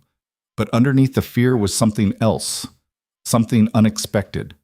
Hope. She climbed down from the loft to find Caleb stoking the fire. "I need to tell you something," she said. He turned, saw her face, and went still. "What's wrong?" "Nothing's wrong. At least I don't think so." She took a breath. "I'm pregnant." For a long moment, Caleb just stared at her. Then his face broke into the biggest smile she'd ever seen on him. "You're sure?" "As sure as I can be without seeing a doctor. All the signs are there." He crossed the room in 3 strides and pulled her into his arms, holding her so tight she could barely breathe. "This is good, right?" he asked, pulling back to look at her. "You're happy about this?" "I'm terrified about this," she admitted. "But yes, I think I'm happy too." They rode into town the next day to see the doctor. He confirmed what Eliza already knew. She was about 2 months along, due in late spring or early summer. Everything looked normal, healthy. He gave her instructions about diet and rest and told her to come back monthly for checkups. Walking out of the doctor's office, Eliza felt the reality of it hit her. This was happening. She was going to be a mother. "We should tell people," Caleb said. "Get the word out so folks know to help if you need it." "Not yet. Not until I'm further along. Things can go wrong in the first few months." He nodded, understanding. They'd both seen enough loss to know that hope had to be tempered with caution. But word got out anyway. Small towns being what they were, the doctor's wife mentioned to Martha Hendricks that Eliza had been in for a visit, and Martha put 2 and 2 together. By the end of the week, half the territory knew that Mrs. Rourke was expecting. The response surprised Eliza. Women she barely knew stopped by with advice, hand-me-down baby clothes, offers of help. Mrs. Sullivan brought a cradle her children had outgrown. Martha delivered a stack of cloth diapers and a knowing smile. "This is what community does," she said. "We take care of our own." Eliza had never been good at accepting help, but pregnancy left her no choice. By January, she was showing enough that climbing into the wagon required Caleb's assistance, and the exhaustion hit her in waves that made teaching a full day nearly impossible. She cut back to 3 days a week, hating the necessity but knowing her limits. The students noticed. Tommy Sullivan asked one day if she was sick, his face scrunched with worry. "Not sick," she said. "Just growing a baby. It takes a lot of energy." Oh, he thought about that. Is that why Mrs. Fletcher sleeps all the time? She's got a baby coming, too. Probably, Eliza said, amused. Growing people is hard work. What she didn't tell the students was that the pregnancy terrified her more than she'd admitted to Caleb. The morning sickness lasted well into the afternoon. Her back ached constantly, and underneath all the physical discomfort was the gnawing fear that something would go wrong, that she'd lose the baby, or worse, that the birth would kill her the way it had killed women throughout history. She'd seen it happen once in Boston. A student's mother, young and healthy, had died 3 days after delivering a son. The infection had spread fast, and there was nothing the doctors could do. Eliza remembered the funeral, the crying children, the father's empty eyes. "You're worrying again," Caleb said one night, watching her stare into the fire. "How can you tell? You get this look, like you're working through all the worst possibilities." She didn't deny it. What if something goes wrong? Then we deal with it. But worrying about it now won't change anything. That's easy to say when you're not the one who has to actually give birth. He was quiet for a moment. "You're right. I can't understand what that feels like. But I can tell you that you're the strongest person I know. If anyone can do this, you can." Women die, Caleb. Strong women, smart women. Women who do everything right and still die because their bodies betray them. I know. His voice was steady, serious. And I'm scared too. But being scared doesn't help either of us. So instead of worrying about what might happen, let's focus on what we can control. You see the doctor regularly. You rest when you need to. You let people help you. That's all we can do. It was practical advice, vintage Caleb, but it helped. Eliza let herself lean into his steadiness, using it to anchor herself when the fear got too loud. February brought a blizzard that shut down the school for 2 weeks. The snow piled so high against the cabin that Caleb had to dig a tunnel just to reach the barn. The cattle huddled together for warmth, and the men took turns breaking ice on the water troughs every few hours. Eliza spent the days reading, sewing baby clothes, trying to imagine what life would be like with a child. She'd made a list of names, crossed most of them out, made new lists. Nothing felt right. "What if we wait until we meet the baby?" Caleb suggested. "See what fits. What if the baby is born and we still can't agree? Then we'll call it kid until something sticks." She threw a sock at him. He caught it, grinning, and the moment of lightness felt like a gift. When the snow finally cleared and school resumed, Eliza noticed that one of her students was missing. Sarah Garrett, Samuel Garrett's daughter. The girl had been coming regularly since her father's death, eager to learn in a way she'd never been when he was alive. "Anyone know where Sarah is?" Eliza asked the class. Tommy raised his hand. "Mrs. Garrett took the kids to live with Mr. Garrett's brother, out near Laramie. Ma says they left last week." Eliza felt a stab of disappointment. Sarah had been bright, curious, full of questions. Now she'd be stuck on another ranch with an uncle who probably shared Samuel Garrett's views on education. "That's too bad," she said quietly. After school, she mentioned it to Caleb. Another one lost. Another girl who won't get the education she deserves because men like Samuel Garrett think learning makes women dangerous. "You can't save everyone," Caleb said. "I know, but I hate it anyway." He pulled her close, one hand resting on her growing belly. "You've already saved more kids than you realize. Tommy can read now. Daniel Garrett got 2 years of real education before his mother moved. The Fletcher girls know their numbers. That's not nothing, Eliza. It doesn't feel like enough. It never does. But you keep doing it anyway. That's what matters." March came in wet and cold, the snow turning to slush that made every road a muddy nightmare. Caleb started building the addition onto the cabin. 2 new rooms, one for the baby and one for them. Proper bedrooms with real doors and windows that opened. The work was slow, hampered by weather and the demands of ranching. But gradually the frame went up, and Eliza could see the shape of their future home taking form. Jack and Pete helped when they could, and a few neighboring ranchers donated materials or labor. "You've made friends here," Caleb observed, watching 3 men work on the roof while their wives kept Eliza company in the cabin. "They're your friends," she said. "They're our friends. They're here because they like you, because they respect what you're doing with the school, because you proved yourself. Eliza looked out at the community that had formed around her without her quite realizing it. Women who brought food and baby clothes, men who helped build their house, children who worked hard because she'd convinced them they could. This was what belonging felt like. Not the forced intimacy of Boston society where relationships were transactional and reputation mattered more than character, but real belonging earned through work and honesty and showing up when things got hard. The baby kicked for the first time in April, a flutter so light Eliza almost missed it. Then it happened again, stronger, and she gasped. "What's wrong?" Caleb asked, immediately alert. "Nothing. The baby's moving." He put his hand on her belly, waiting. The baby kicked again, and his face split into a grin. "Strong kid," he said.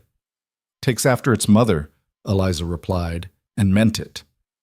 April also brought a letter from Margaret, longer than usual and written in a hand that shook. Her husband had lost a significant amount of money in a bad business deal. They were selling the house, moving to something smaller. Margaret's tone was careful, controlled, but Eliza could read between the lines. Her sister was scared.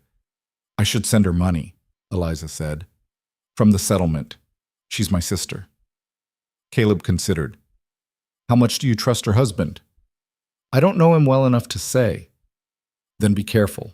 Send it to her directly if you can, not through him. And make it clear it's for her, not to cover his debts." Eliza wrote to Margaret that week, enclosing a bank draft for a substantial sum. Enough to help, but not so much that it would cripple their own finances.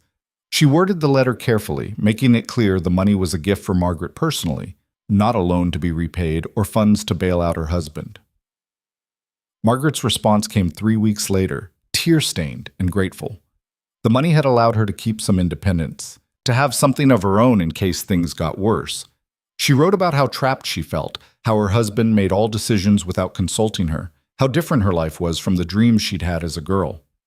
Reading it, Eliza felt a complicated mix of sympathy and gratitude.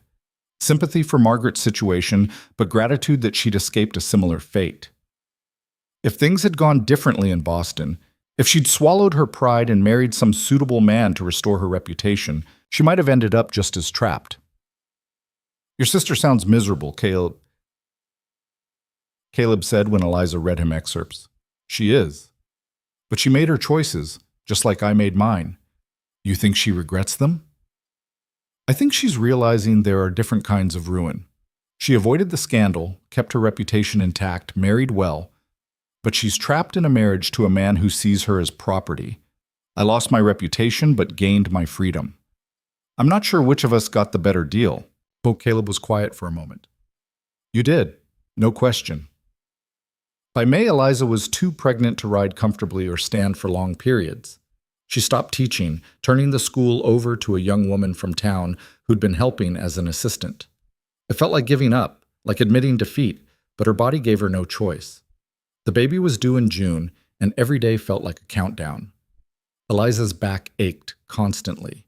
She couldn't sleep lying down and spent nights propped up on pillows, dozing fitfully. Her ankles swelled. She was hot all the time, even when everyone else was cold. "I'm never doing this again," she told Martha Hendricks, who'd stopped by with soup. Martha laughed. "That's what they all say. Then you hold the baby and forget how miserable you were." "I will not forget. I'm writing it down so future me remembers." "Won't matter. You'll do it anyway if you want another." Eliza couldn't imagine wanting another, couldn't imagine surviving this one, honestly, but she kept those fears to herself. Martha had birthed 4 children and seemed to think pregnancy was no big deal. Eliza didn't want to sound weak. Caleb finished the addition in late May, just in time. The new bedroom had a real bed frame he'd built himself, a chest of drawers, and windows that let in the morning light. The nursery was smaller, just big enough for a cradle and a rocking chair, but it was theirs. "What do you think?" he asked, watching Eliza walk slowly through the new rooms. "It's perfect," she said, and meant it. "You did good work." "We did good work. This is for both of us, for all 3 of us." The labor started on June 10th, 3 weeks earlier than the doctor had predicted. Eliza woke at dawn with a pain low in her back that she initially blamed on sleeping wrong. But then it came again, rhythmic and building, and she knew. "Caleb," she said, shaking him awake, "it's time." He was up instantly, pulling on pants, moving with the efficiency of someone who'd been preparing for this moment. "I'll get the doctor. Martha said she'd help." "Get them both. And Caleb?" She grabbed his hand. "Don't leave me alone." "I won't. Pete can get the doctor. I'm staying right here." The next hours blurred together in waves of pain and effort. Martha arrived first, took one look at Eliza, and started barking orders. Caleb boiled water, gathered clean cloths, did whatever Martha told him to do. The doctor came around noon, examined Eliza, and pronounced everything progressing normally. "Could be hours yet," he said. "First babies take their time." He was right. The labor went on through the afternoon and into the evening, each contraction building on the last until Eliza couldn't remember what it felt like not to hurt. She gripped Caleb's hand so hard she thought she might break it, but he never pulled away. "You're doing fine," he kept saying. "You're doing great." "I'm dying," she gasped between contractions. "You're not dying. You're having a baby." "Same thing." Martha laughed. "She's got spirit. That'll help." When the sun set and the pain reached a pitch Eliza couldn't bear, she screamed, loud and long and without shame. Let the whole territory hear. Let them know what women went through to bring life into the world. And then, finally, impossibly, the doctor said, "One more push." Eliza pushed with everything she had left, and the baby came in a rush of blood and fluid and relief, so intense she sobbed. "It's a girl," the doctor said, holding up a tiny, squalling thing covered in vernix. "A healthy girl." He cleaned the baby quickly and placed her on Eliza's chest. The infant was red-faced and furious, crying with impressive volume, but when Eliza touched her cheek, the crying stopped. The baby turned her head, seeking, and Eliza felt her heart crack open. "Hi," she whispered. "I'm your mother." "Sorry about the screaming." Caleb was crying. She'd never seen him cry before, but tears were streaming down his face as he looked at their daughter. "She's perfect," he said. "She's loud," Eliza corrected, but she was smiling. Despite everything, the pain, the fear, the exhaustion, she was smiling. They named her Charlotte after Caleb's mother. Charlotte Rourke, born June 10th in a cabin in Wyoming, welcomed into a world that hadn't expected her but would love her anyway. The first weeks were brutal. Charlotte cried constantly, ate constantly, slept only in fitful bursts. Eliza was exhausted beyond anything she'd experienced, functioning on maybe 3 hours of sleep total per day. Her body ached from the birth. Nursing hurt. Everything hurt. "I don't know what I'm doing," she told Caleb one night, holding a screaming Charlotte and trying not to cry herself. "I can't make her stop. I've fed her, changed her, rocked her. Nothing works." "Give her to me," Caleb said. He took the baby, walked to the window, and started talking to her in a low voice about the ranch, the cattle, the mountains.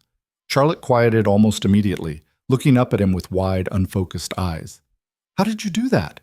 "No idea. Maybe she just needed a different voice." Eliza watched her husband walk their daughter around the cabin, pointing out things she couldn't possibly see or understand, and felt something settle in her chest. They were going to be all right. Maybe not perfect, maybe not graceful, but all right. Martha and the other women were invaluable those first weeks. They brought food, helped with laundry, took Charlotte for short periods so Eliza could sleep. Mrs. Sullivan taught her tricks for soothing a fussy baby. The doctor's wife showed her better nursing positions. "It takes a village," Martha said. "Always has, always will." By July, Eliza had found something resembling a rhythm. Charlotte was eating better, sleeping in slightly longer stretches. Eliza's body was healing. She could walk without pain, could think about something other than immediate survival. The school was scheduled to reopen in September, and the young woman who'd been teaching sent word that she'd accepted a position in Cheyenne. They needed a teacher again. "I can do it," Eliza told Caleb. "Charlotte will be 3 months old by then. Martha said she'd watch her during school hours." "You sure? That's a lot." "I'm sure. I miss teaching, and we could use the income, especially now that there's 3 of us." The ranch was doing well. The cattle had multiplied. The new land they'd purchased was good grazing. But extra money never hurt. and Eliza needed something that was hers, something beyond motherhood and ranch work. August brought unexpected visitors. A wagon pulled up to the ranch on a hot afternoon, and a woman Eliza hadn't seen in over a year stepped down. Margaret. She looked thinner than Eliza remembered, older. Her dress was expensive but worn, and there were shadows under her eyes that makeup couldn't quite hide. "Hello, Eliza," she said uncertainly. Eliza stood frozen, Charlotte sleeping in her arms. Of all the people she'd expected to see, her sister was last on the list. "Margaret, what are you doing here?"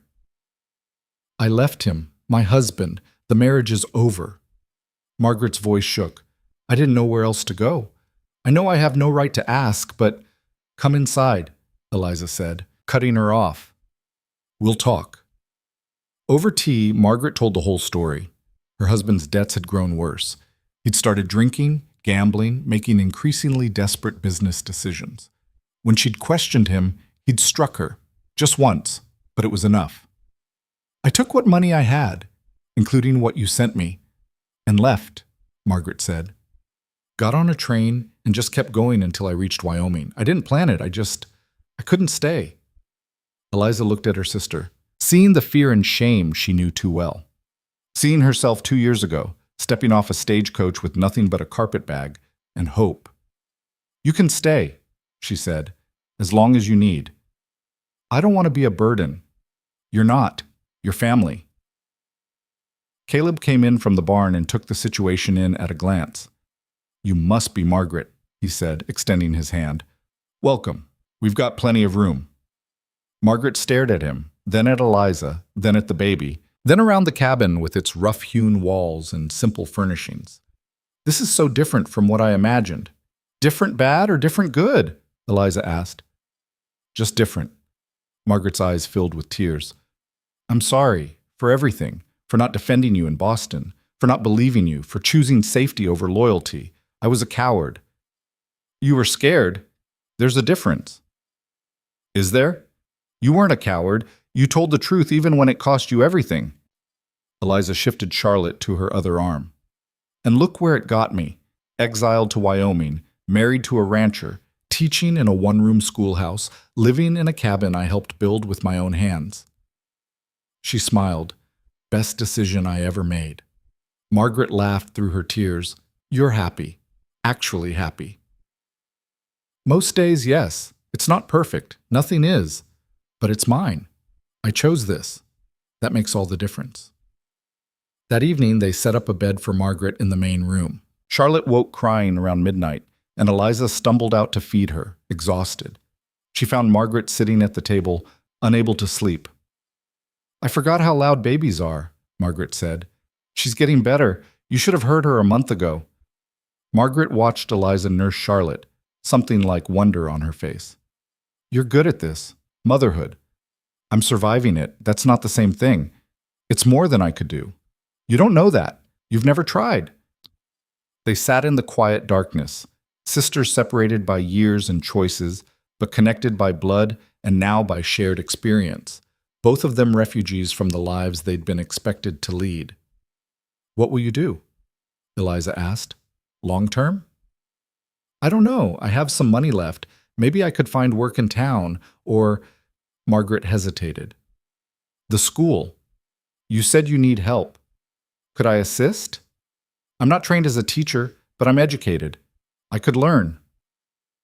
Eliza considered. Margaret had always been good with children, patient and kind, and having help at the school would make managing both teaching and motherhood easier. "We'd have to see if you're any good at it," Eliza said. "But yes, we could try." Margaret's face lit up. "Really? You'd trust me with that?" "You're my sister, and you need a fresh start just like I did. Why shouldn't you have one?" By September, they'd settled into a new routine. Eliza taught 3 days a week with Margaret assisting. The other 2 days, Margaret took over entirely while Eliza handled ranch business and Charlotte. Martha and other women in town took turns watching the baby during school hours. The students loved Margaret. She was gentler than Eliza, more patient with the slower learners. Together, they made a good team. Eliza pushing students to excel, Margaret supporting those who struggled. The town accepted Margaret without much fuss. A few people asked questions about her husband, but the answer, they separated, was enough. Women understood. Out here, you didn't pry into why someone had left their past behind. Charlotte grew fat and happy, passed between a dozen willing hands during the day, always returning to Eliza's arms at night. She smiled at 6 weeks, laughed at 8, and by 4 months was the acknowledged darling of Clearwater Station. "That baby's going to be spoiled rotten," Caleb said, watching Mrs. Sullivan coo over Charlotte at church. "Too late. She already is," Eliza replied. But she didn't mind. Charlotte was loved, safe, surrounded by community. What more could any mother want? October brought the fall gather, the final push to prepare for winter. Caleb and the hired men spent long days on horseback, and Eliza juggled teaching, motherhood, and helping Margaret settle into Wyoming life. One evening, Margaret asked the question Eliza had been waiting for. "Do you ever miss it, Boston?" Eliza thought about it honestly. "Sometimes I miss my students from Beacon Hill, a few of them, anyway. And I miss the ocean. You can't see it from here, but I grew up with it. The smell of salt air, the sound of waves. But not the rest? Not the rest, not the gossip, not the judgment, not the constant performance of being someone acceptable, not the way every action was measured against what society expected." She looked at Margaret. "Do you miss it?" "I miss the opera, good bookstores, being able to buy decent fabric." Margaret smiled. "But I don't miss being married to Robert. Don't miss walking on eggshells, afraid to say the wrong thing and set him off. Don't miss being decoration instead of a person." "Think you'll ever marry again?" "I don't know. Maybe. But only if I find someone who sees me as an equal partner, like Caleb sees you." Eliza glanced at her husband, who was outside splitting wood in the fading light. "He does, doesn't he? Took me a while to believe it, but he actually does." "You're lucky," Margaret said quietly. "Not luck. Choice. I chose him. He chose me. We keep choosing each other every day." November came with early snow and a letter that made Eliza's hands shake. It was from Catherine Aldrich, Jonathan's sister, the woman who'd exposed her brother's lies and forced the settlement. The letter was brief. Jonathan had died. Pneumonia, quick and brutal. Catherine thought Eliza should know, not out of expectation for grief, but simply as closure. Eliza read the letter twice, waiting to feel something. Relief, maybe. Or vindication. But all she felt was a vague sadness for a life wasted on cruelty and pride. "He's dead," she told Caleb that night. "The man who lied about you?" "Yes, pneumonia." "How do you feel?" "Tired, like I've been carrying something heavy and just realized I can set it down." She folded the letter carefully. "He ruined my life in Boston, destroyed my reputation, cost me my career, turned my own mother against me. And now he's just gone. And I'm here, alive, with a family and work I love. He lost.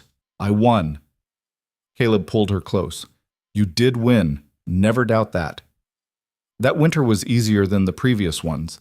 The expanded house meant more space and comfort. Charlotte was thriving, growing stronger every day. The cattle were healthy, the ranch was profitable, and the school was full with nearly 20 students. Eliza and Margaret worked well together, their different teaching styles complementing each other. Margaret had found her place in Wyoming, carving out a life that was smaller than what she'd left, but infinitely more free. On Christmas Eve, they gathered in the cabin: Caleb, Eliza, Charlotte, Margaret, Jack, and Pete. Martha Hendricks stopped by with pie. The Sullivan family came for dinner. The cabin was crowded, warm, full of voices and laughter. Eliza stood at the window with Charlotte in her arms, looking out at the snow-covered land that had become home. 2 years ago, she'd stepped off a stagecoach with nothing. Now she had everything that mattered. "You're thinking too much again," Caleb said, coming up beside her. "Just remembering where I was, where I am now. And I'd do it all again. Every hard choice, every risk, every moment of fear, because it led here." He kissed her temple. "Merry Christmas, Eliza." "Merry Christmas." Charlotte made a small sound, not quite a word, but close. Soon she'd be talking, walking, becoming a person with opinions and dreams. Eliza would teach her to read, to think, to question, would raise her to be strong and independent, to never let anyone make her small. The future stretched out ahead of them, uncertain but full of possibility. They'd survived winter and drought, scandal and loss, had built something real from nothing but will and work and trust. Whatever came next, they'd face it together. That was enough. That was everything. Spring came late that year, the snow refusing to melt until well into April. But when it finally broke, the world turned green overnight, and Charlotte took her first steps in the muddy yard while Eliza watched with her heart in her throat. "She's going to fall," Margaret said, hovering nearby. "Let her fall. She needs to learn." Charlotte stumbled, landed hard on her bottom, and immediately pulled herself back up. Determined, just like her mother, she made it 3 more steps before collapsing into Caleb's waiting arms, shrieking with laughter. "That's my girl," he said, swinging her up, tough as nails. Eliza felt the familiar tug of watching her daughter grow. Charlotte was 10 months old now, changing so fast that sometimes Eliza mourned the tiny infant she'd been.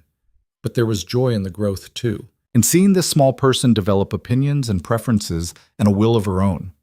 The school year was winding down, and Eliza had decisions to make. The town council had approached her about expanding the school, hiring another teacher so they could accommodate more students and offer more advanced coursework. They had the money now. Ranching was good.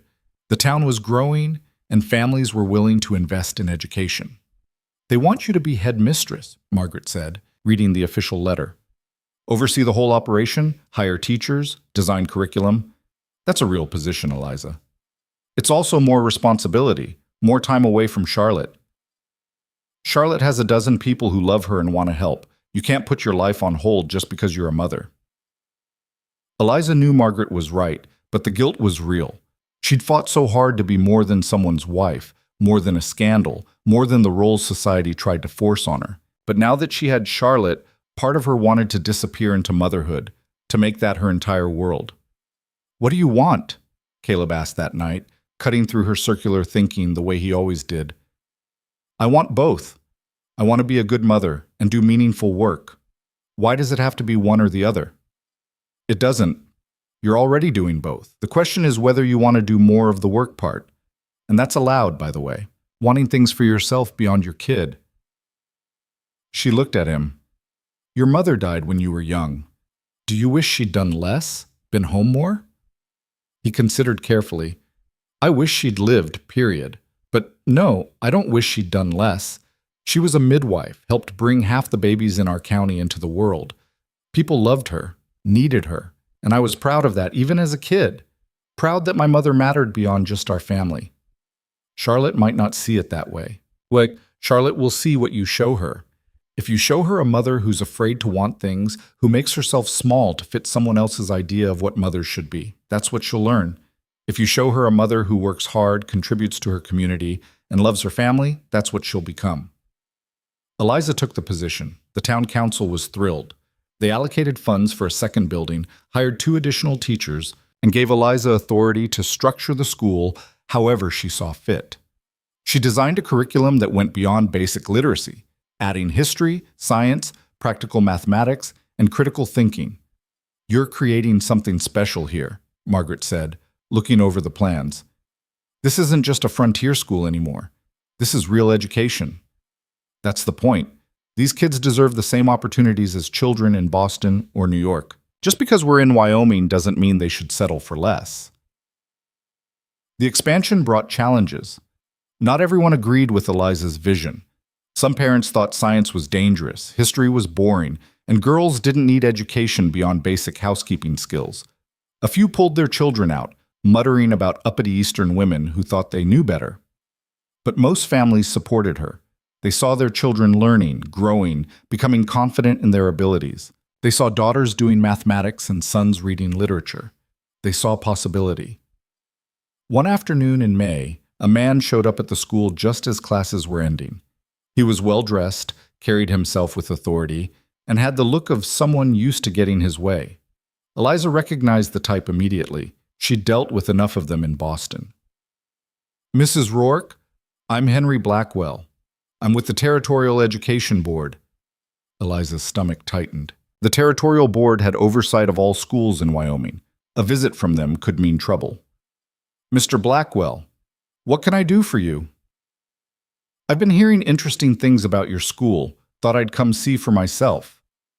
He looked around the classroom, at the books lining the shelves, the maps on the walls, the science equipment Eliza had ordered from Chicago. This is quite impressive. Thank you. I've reviewed your curriculum. It's ambitious, perhaps too ambitious for a frontier community.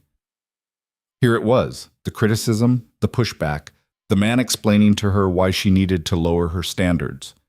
With respect, Mr. Blackwell, I disagree. These children are every bit as capable as children anywhere else. They deserve a rigorous education. I'm not questioning their capability. I'm questioning whether this community can sustain such a program, whether you're setting expectations that can't be met. Eliza felt anger rise in her chest, hot and familiar. I've been running this school for over a year. Enrollment has doubled. Test scores, yes, we test our students, are excellent. Parents are satisfied. Children are learning. What exactly is the problem? Blackwell's expression shifted, surprise replacing condescension. No problem, Mrs. Rourke, quite the opposite. I'm here to ask if you'd be willing to serve as a model for other schools in the territory. Your methods, your curriculum, we'd like to see them replicated. Eliza blinked. You want to copy what I'm doing? With your permission, yes. We've been struggling to establish quality education across Wyoming. Most schools barely teach reading and basic arithmetic. What you've built here is exceptional. The territory would benefit from your expertise. It was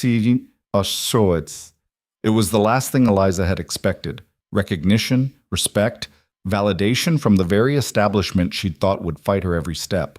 I'd be honored, she said carefully, but I have conditions. Of course you do. Blackwell smiled slightly. Name them.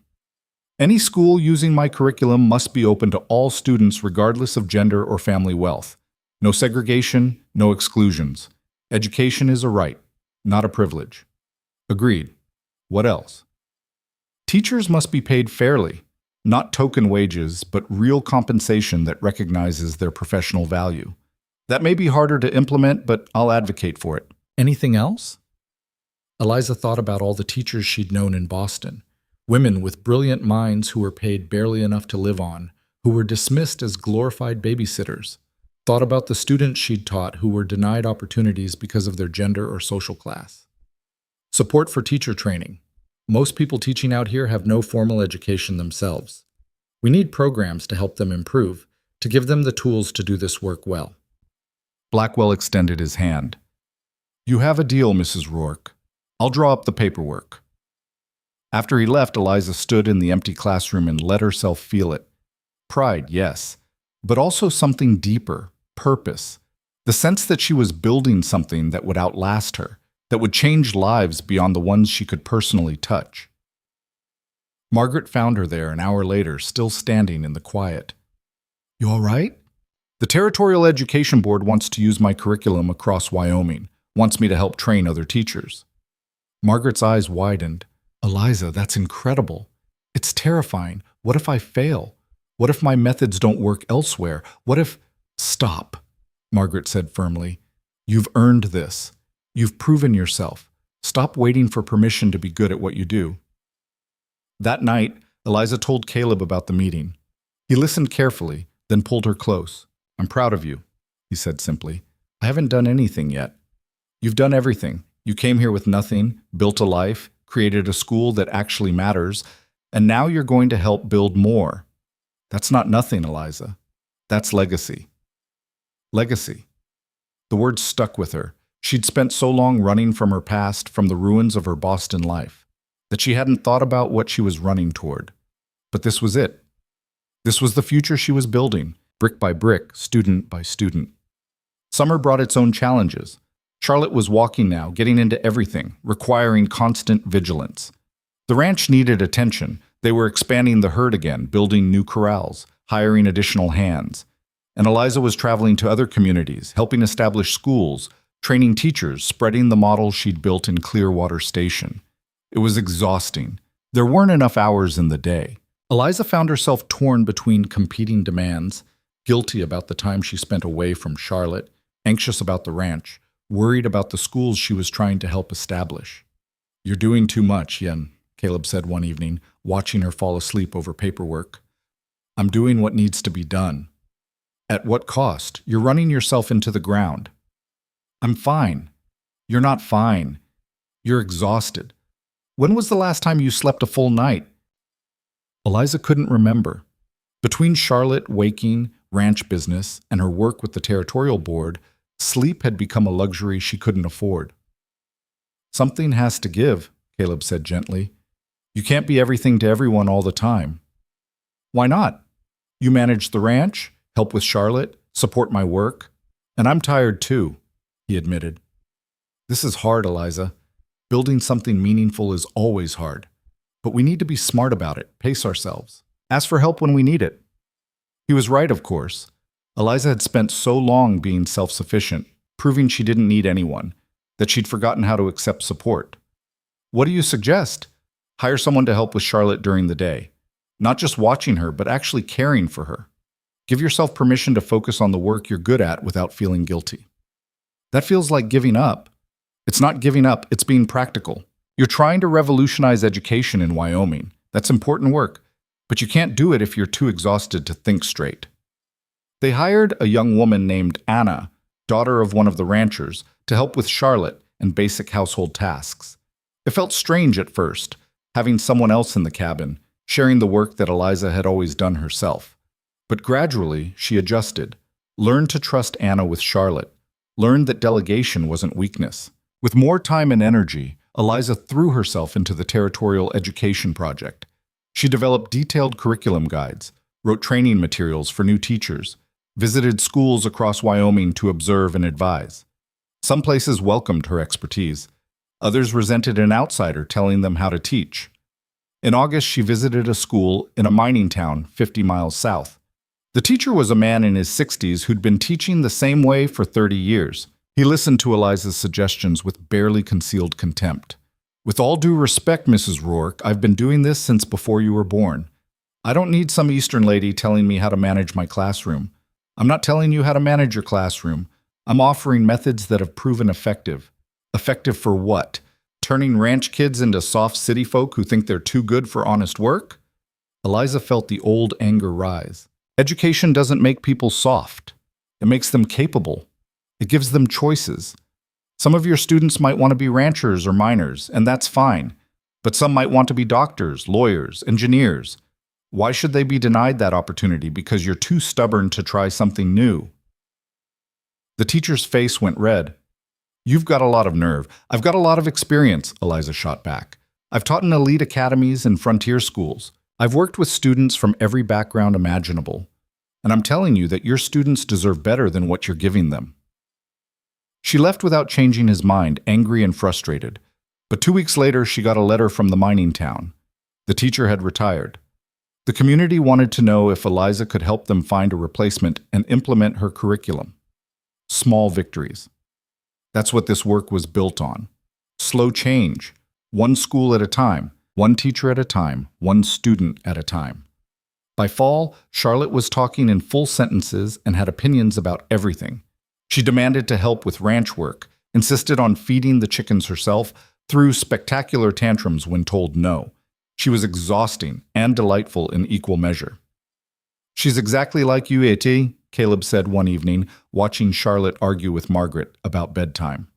"I was never that stubborn." "You absolutely were, still are." Eliza couldn't really argue with that. The school year started with 32 students and 3 teachers. Eliza spent mornings at the school, afternoons on ranch business or territorial education work, evenings with Charlotte. It was a lot, but it was working. The different pieces of her life were fitting together in a way they hadn't before. In October, a letter came from Boston. Eliza recognized the handwriting immediately, her mother's precise, controlled script. She held the envelope for a long time before opening it. The letter was brief. Her father had died. Heart failure, sudden and unexpected. The funeral had been the previous week. Her mother thought she should know, though she understood if Eliza chose not to respond. There was no apology, no acknowledgement of the years of silence, no recognition of the pain she'd caused. just facts, delivered in her mother's typical emotionless style. Eliza read it twice, waiting to feel something. Grief for her father, anger at her mother, regret for the relationship that had died long before he did. But all she felt was distance. That life, those people, they belonged to someone else now, someone she used to be. "My father died," she told Caleb that evening. "I'm sorry." "I'm not sure I am. That's awful, isn't it? My own father, and I feel nothing." "You feel what you feel. He chose not to be in your life. You don't owe him grief now." "My mother wants me to write back. I can tell from the tone of the letter she wants reconciliation. Do you want that?" Eliza thought about it honestly. No, she had years to reach out, to apologize, to admit she was wrong. She chose her pride over her daughter. "I'm not interested in pretending that's forgivable just because my father died." She wrote back a brief note expressing condolences, but making clear she had no interest in rekindling their relationship. It felt harsh, final. It felt right. "You're allowed to close doors," Margaret said when Eliza told her. "Not everything has to be repaired or reconciled. Some things are better left behind." Margaret had her own news. She'd been corresponding with a man in Cheyenne, a widower with 2 children who'd written to her through a mutual acquaintance. They'd been exchanging letters for months, and he wanted to visit. "Are you interested?" Eliza asked. "Maybe. He sounds kind, respectful. He knows about my past, about leaving my husband, and he doesn't seem to care." Margaret smiled slightly. "He's a lawyer. Not wealthy, but comfortable. Says he's looking for a partner, not a servant." "Sounds like you might be interested." "I'm terrified," Margaret admitted. "What if I'm making the same mistake? What if he's just better at hiding who he really is? Then you leave, like you did before.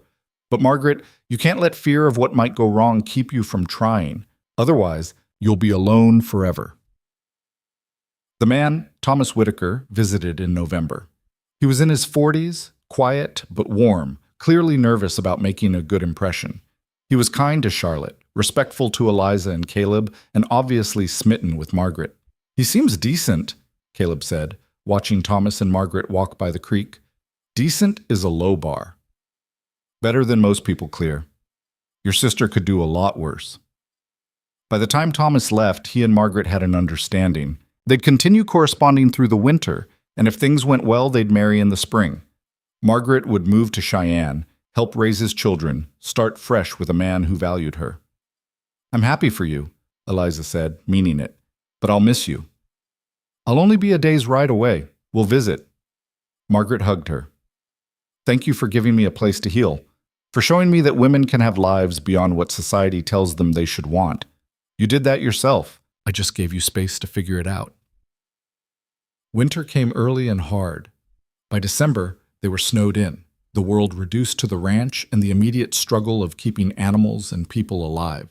Eliza used the forced stillness to write, developing more curriculum materials, corresponding with teachers across the territory, planning for the spring. Charlotte turned 2 in the middle of a blizzard, celebrated with a cake Margaret made and presents Caleb had been carving in secret for months. She was growing into herself, fierce and curious, and completely convinced she could do anything the adults could do. "She's going to be a handful," Anna said, watching Charlotte demand to help shovel snow. "She already is," Eliza replied, "but she wouldn't have it any other way." The winter also brought time for reflection. Eliza found herself thinking about the past 3 years, about everything that had changed. She'd arrived in Wyoming broken, desperate, convinced her life was over. And instead, she'd built something better than anything she'd lost. "Do you ever regret it?" she asked Caleb one evening, taking a chance on a stranger with a scandal. "Not once. You? Not even a little." She leaned against him. "I thought I'd lost everything when Boston happened. Lost my career, my reputation, my family. But I didn't lose anything that actually mattered. I just lost the illusion that those things defined me. And now? Now I know who I am. Not someone's daughter, or someone's scandal, or even someone's wife, just myself. Eliza Rourke, teacher, rancher, mother, person who refused to be destroyed by other people's lies."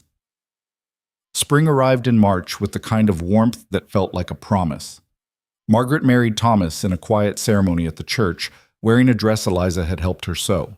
The wedding was nothing like the elaborate Boston affair she'd had the first time, but Margaret's smile was genuine in a way it never had been before. "Be happy," Eliza told her sister. "I will be. I really think I will be." After Margaret left for Cheyenne, the house felt emptier, but Eliza threw herself into work, and the spring brought new challenges that demanded her attention. The Territorial Education Board wanted to establish a training institute for teachers, and they wanted Eliza to run it. It would mean more travel, more responsibility, more time away from home. It would also mean the chance to shape education across Wyoming in a fundamental way. "I don't know if I can do it," she told Caleb. "Charlotte's still so young. The ranch needs attention. I'm already stretched thin. So hire more help, expand, grow. You've got the settlement money, and the ranch is profitable. Use the resources you have." That feels like, I don't know, like I'm buying my way out of motherhood.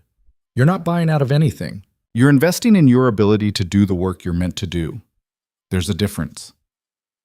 Eliza thought about Charlotte, about what lessons she wanted her daughter to learn, what example she wanted to set. Was it better to be a mother who sacrificed everything for her child, or a mother who pursued meaningful work and showed her daughter that women could be more than just caregivers? She took the position. The Territorial Education Board gave her an office in Cheyenne, a budget for materials and staff, and the authority to reshape how teaching was done across Wyoming. Eliza hired 2 assistants, developed a comprehensive training program, and began recruiting teachers who shared her vision. The work was demanding, exhilarating, and deeply satisfying. She spent 2 weeks each month in Cheyenne, the other 2 at the ranch with Charlotte and Caleb. It wasn't perfect. She missed Charlotte terribly when she was gone, worried constantly about what she was missing, but it was working. Charlotte thrived with the arrangement. She had Anna during the day, Caleb in the evenings, and 2 weeks each month with Eliza's undivided attention. She learned early that her mother did important work, that women could have careers and families, that there were many ways to be a good parent. By Charlotte's 3rd birthday, Eliza had trained over 40 teachers and helped establish 15 new schools across Wyoming. The work was getting noticed beyond the territory. She received letters from educators in Colorado, Montana, even California, asking about her methods. "You're becoming famous," Caleb said, reading a letter from a newspaper in Denver requesting an interview. "I'm becoming useful. There's a difference." But she did the interview, told her story carefully, leaving out the worst of the Boston scandal, but making clear she'd come west after facing professional setbacks. Talked about education, opportunity, the importance of giving all children access to knowledge regardless of where they lived or who their parents were. The article, when it published, was titled "The School Marm Who's Revolutionizing Western Education." Eliza hated the headline, too dramatic, too focused on her instead of the work. But the content was solid. It brought more attention, more requests, more opportunities.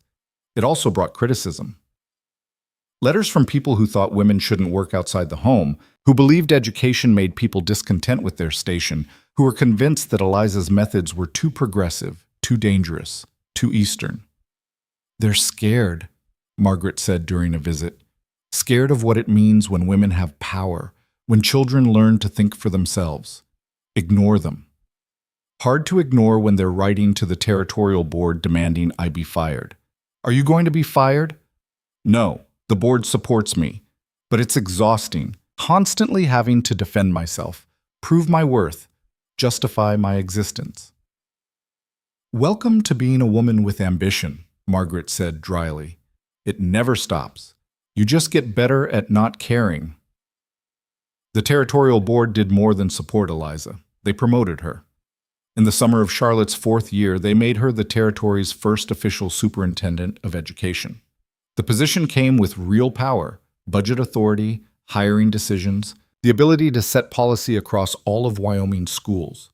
Eliza stood in the board's office in Cheyenne, looking at the official letter of appointment, and felt the weight of it. This was what she'd been working toward without quite realizing it. The chance to build something systematic, something that would outlast her individual efforts. "What do you think?" Henry Blackwell asked. He'd become a friend over the years, an ally in the fight for quality education. "I think I'm terrified," Eliza admitted. "I think there are people who are going to fight me every step of the way. I think this is going to be harder than anything I've done so far. And And I'm saying yes anyway. The work that followed was exactly as difficult as she'd feared. Eliza spent years fighting for funding, arguing with legislators who saw education as a luxury, pushing back against communities that wanted to maintain the status quo. She wrote policy, visited schools, trained teachers, and gradually, painfully slowly, changed how Wyoming thought about education. Charlotte grew up watching her mother work, learned to read before she was 5, could do basic arithmetic by 6, asked questions about everything. She spent time at the ranch learning from Caleb, time at the school watching Eliza teach, time in Cheyenne seeing her mother navigate the political world. "I want to be like you when I grow up," Charlotte said one evening when she was 7. "What do you mean?" "I want to do important work, help people, make things better." Eliza pulled her daughter close. "You can be anything you want. Teacher, rancher, doctor, lawyer, anything. The world is open to you in ways it wasn't open to me. But Charlotte, listen, whatever you choose it because you want it. Not because someone expects it, not because it's safe or proper or what women are supposed to do. Choose it because it makes you who you are." By the time Charlotte was 10, Wyoming had over 50 schools, a teacher training program that was considered the best in the Western Territories, and a reputation for quality education that attracted families from across the country. Eliza had done that. Not alone, she'd had help from countless teachers, administrators, and community members, but she'd been the driving force. The ranch had grown too. Caleb had expanded to over 2,000 acres, employed 8 full-time hands, and was considered one of the most successful ranchers in the region. He and Eliza were partners in every sense, running both the ranch and their household as a team. They had Charlotte, and 3 years after her, a son they named William after Caleb's father. Will was quieter than his sister, more thoughtful, but just as determined.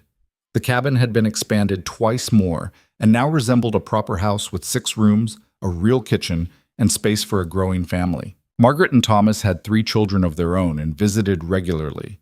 The sisters were close in a way they'd never been in Boston, bonded by shared experience and mutual respect rather than obligation and social expectation. On Charlotte's 12th birthday, Eliza sat on the porch of their house watching her daughter ride across the pasture with Will trailing behind her on his pony. The sun was setting over the mountains, painting the sky in shades of orange and gold. Caleb came out and sat beside her. "Thinking?" he asked. "Remembering. It's been almost 13 years since I stepped off that stagecoach. Longest gamble either of us ever took. Best gamble, too." She looked at him. "I wouldn't change anything. Not the fear, not the struggle, not any of it, because it all led here. No regrets? Not one." They sat in the quiet, comfortable in the silence that comes from years of knowing someone deeply. Eliza thought about the woman she'd been. Frightened, disgraced, desperate for a fresh start. That woman still existed somewhere inside her, but she'd been transformed by work and time and the choice to keep building even when things got hard. She thought about the legacy she was leaving, not just the schools and the policies, though those mattered, but the example.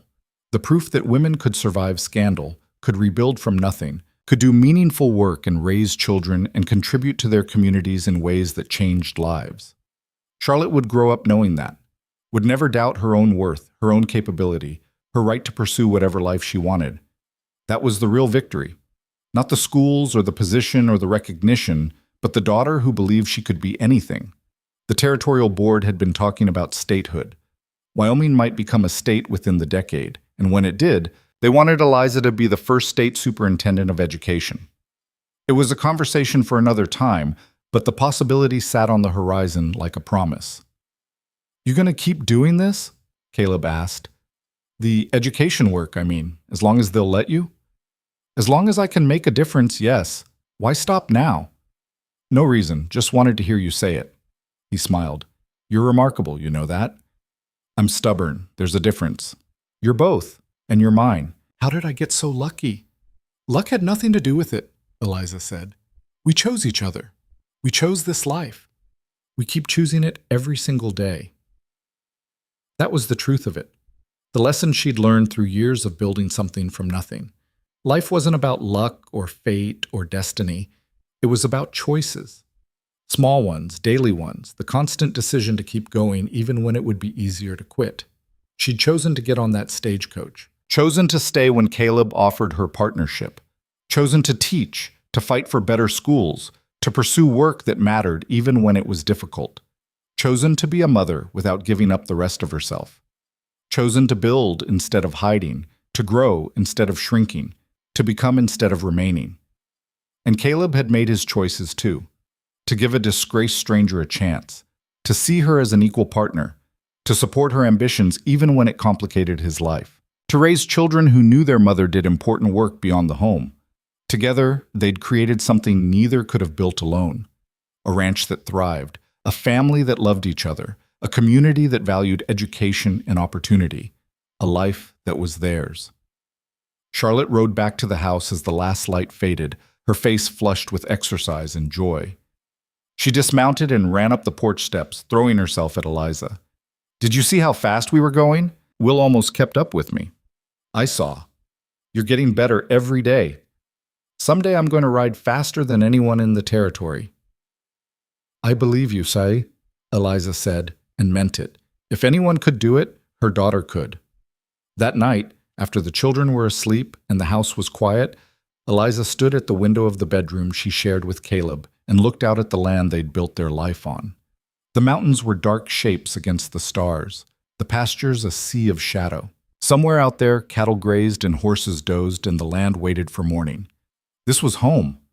Not Boston with its society and rules and judgment, not the past she'd fled, but here in this rough country that demanded everything and gave back meaning in return. She'd come here broken and had found herself, had learned that scandal couldn't define her unless she let it. That reputation mattered far less than character, that the world's judgment of her worth meant nothing compared to her own knowledge of who she was.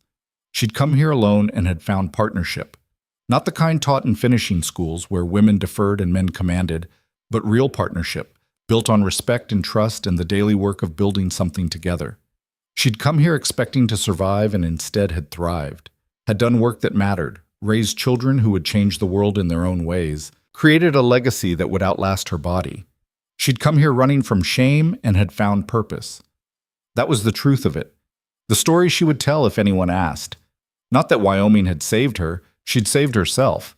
But Wyoming had given her the space to do it, had offered her land and opportunity and a community that valued action over gossip, competence over pedigree, truth over appearance.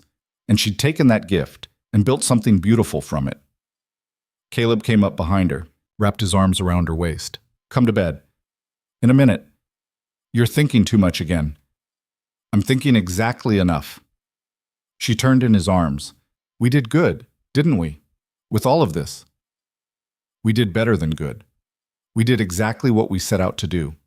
We built a life worth living." And that, Eliza thought as she let him lead her to bed, was all anyone could really ask for. Not perfection, not ease, not freedom from struggle or doubt, but a life worth living, a life chosen, built, defended, a life that meant something. The woman who'd stepped off that stagecoach 13 years ago would barely recognize the person Eliza had become. And that was exactly as it should be. Growth meant change. Healing meant transformation. Building a new life meant leaving the old one behind, not just geographically, but fundamentally. She'd been Eliza Whitmore once, defined by scandal and shame and other people's opinions. Then she'd become Eliza Rourke, rancher's wife and frontier teacher. Now she was just Eliza, mother, educator, partner, builder of the life she'd chosen. And someday, when she was gone, people would remember her for the schools she'd built, the children she'd taught, the opportunities she'd created. They'd remember her as someone who refused to be destroyed by lies, who turned exile into opportunity, who proved that women could do important work and raise families and change the world. But more than that, her children would remember her as someone who chose authenticity over appearance, courage over safety, growth over comfort. They would know that their mother had faced destruction and had built something better from the ruins.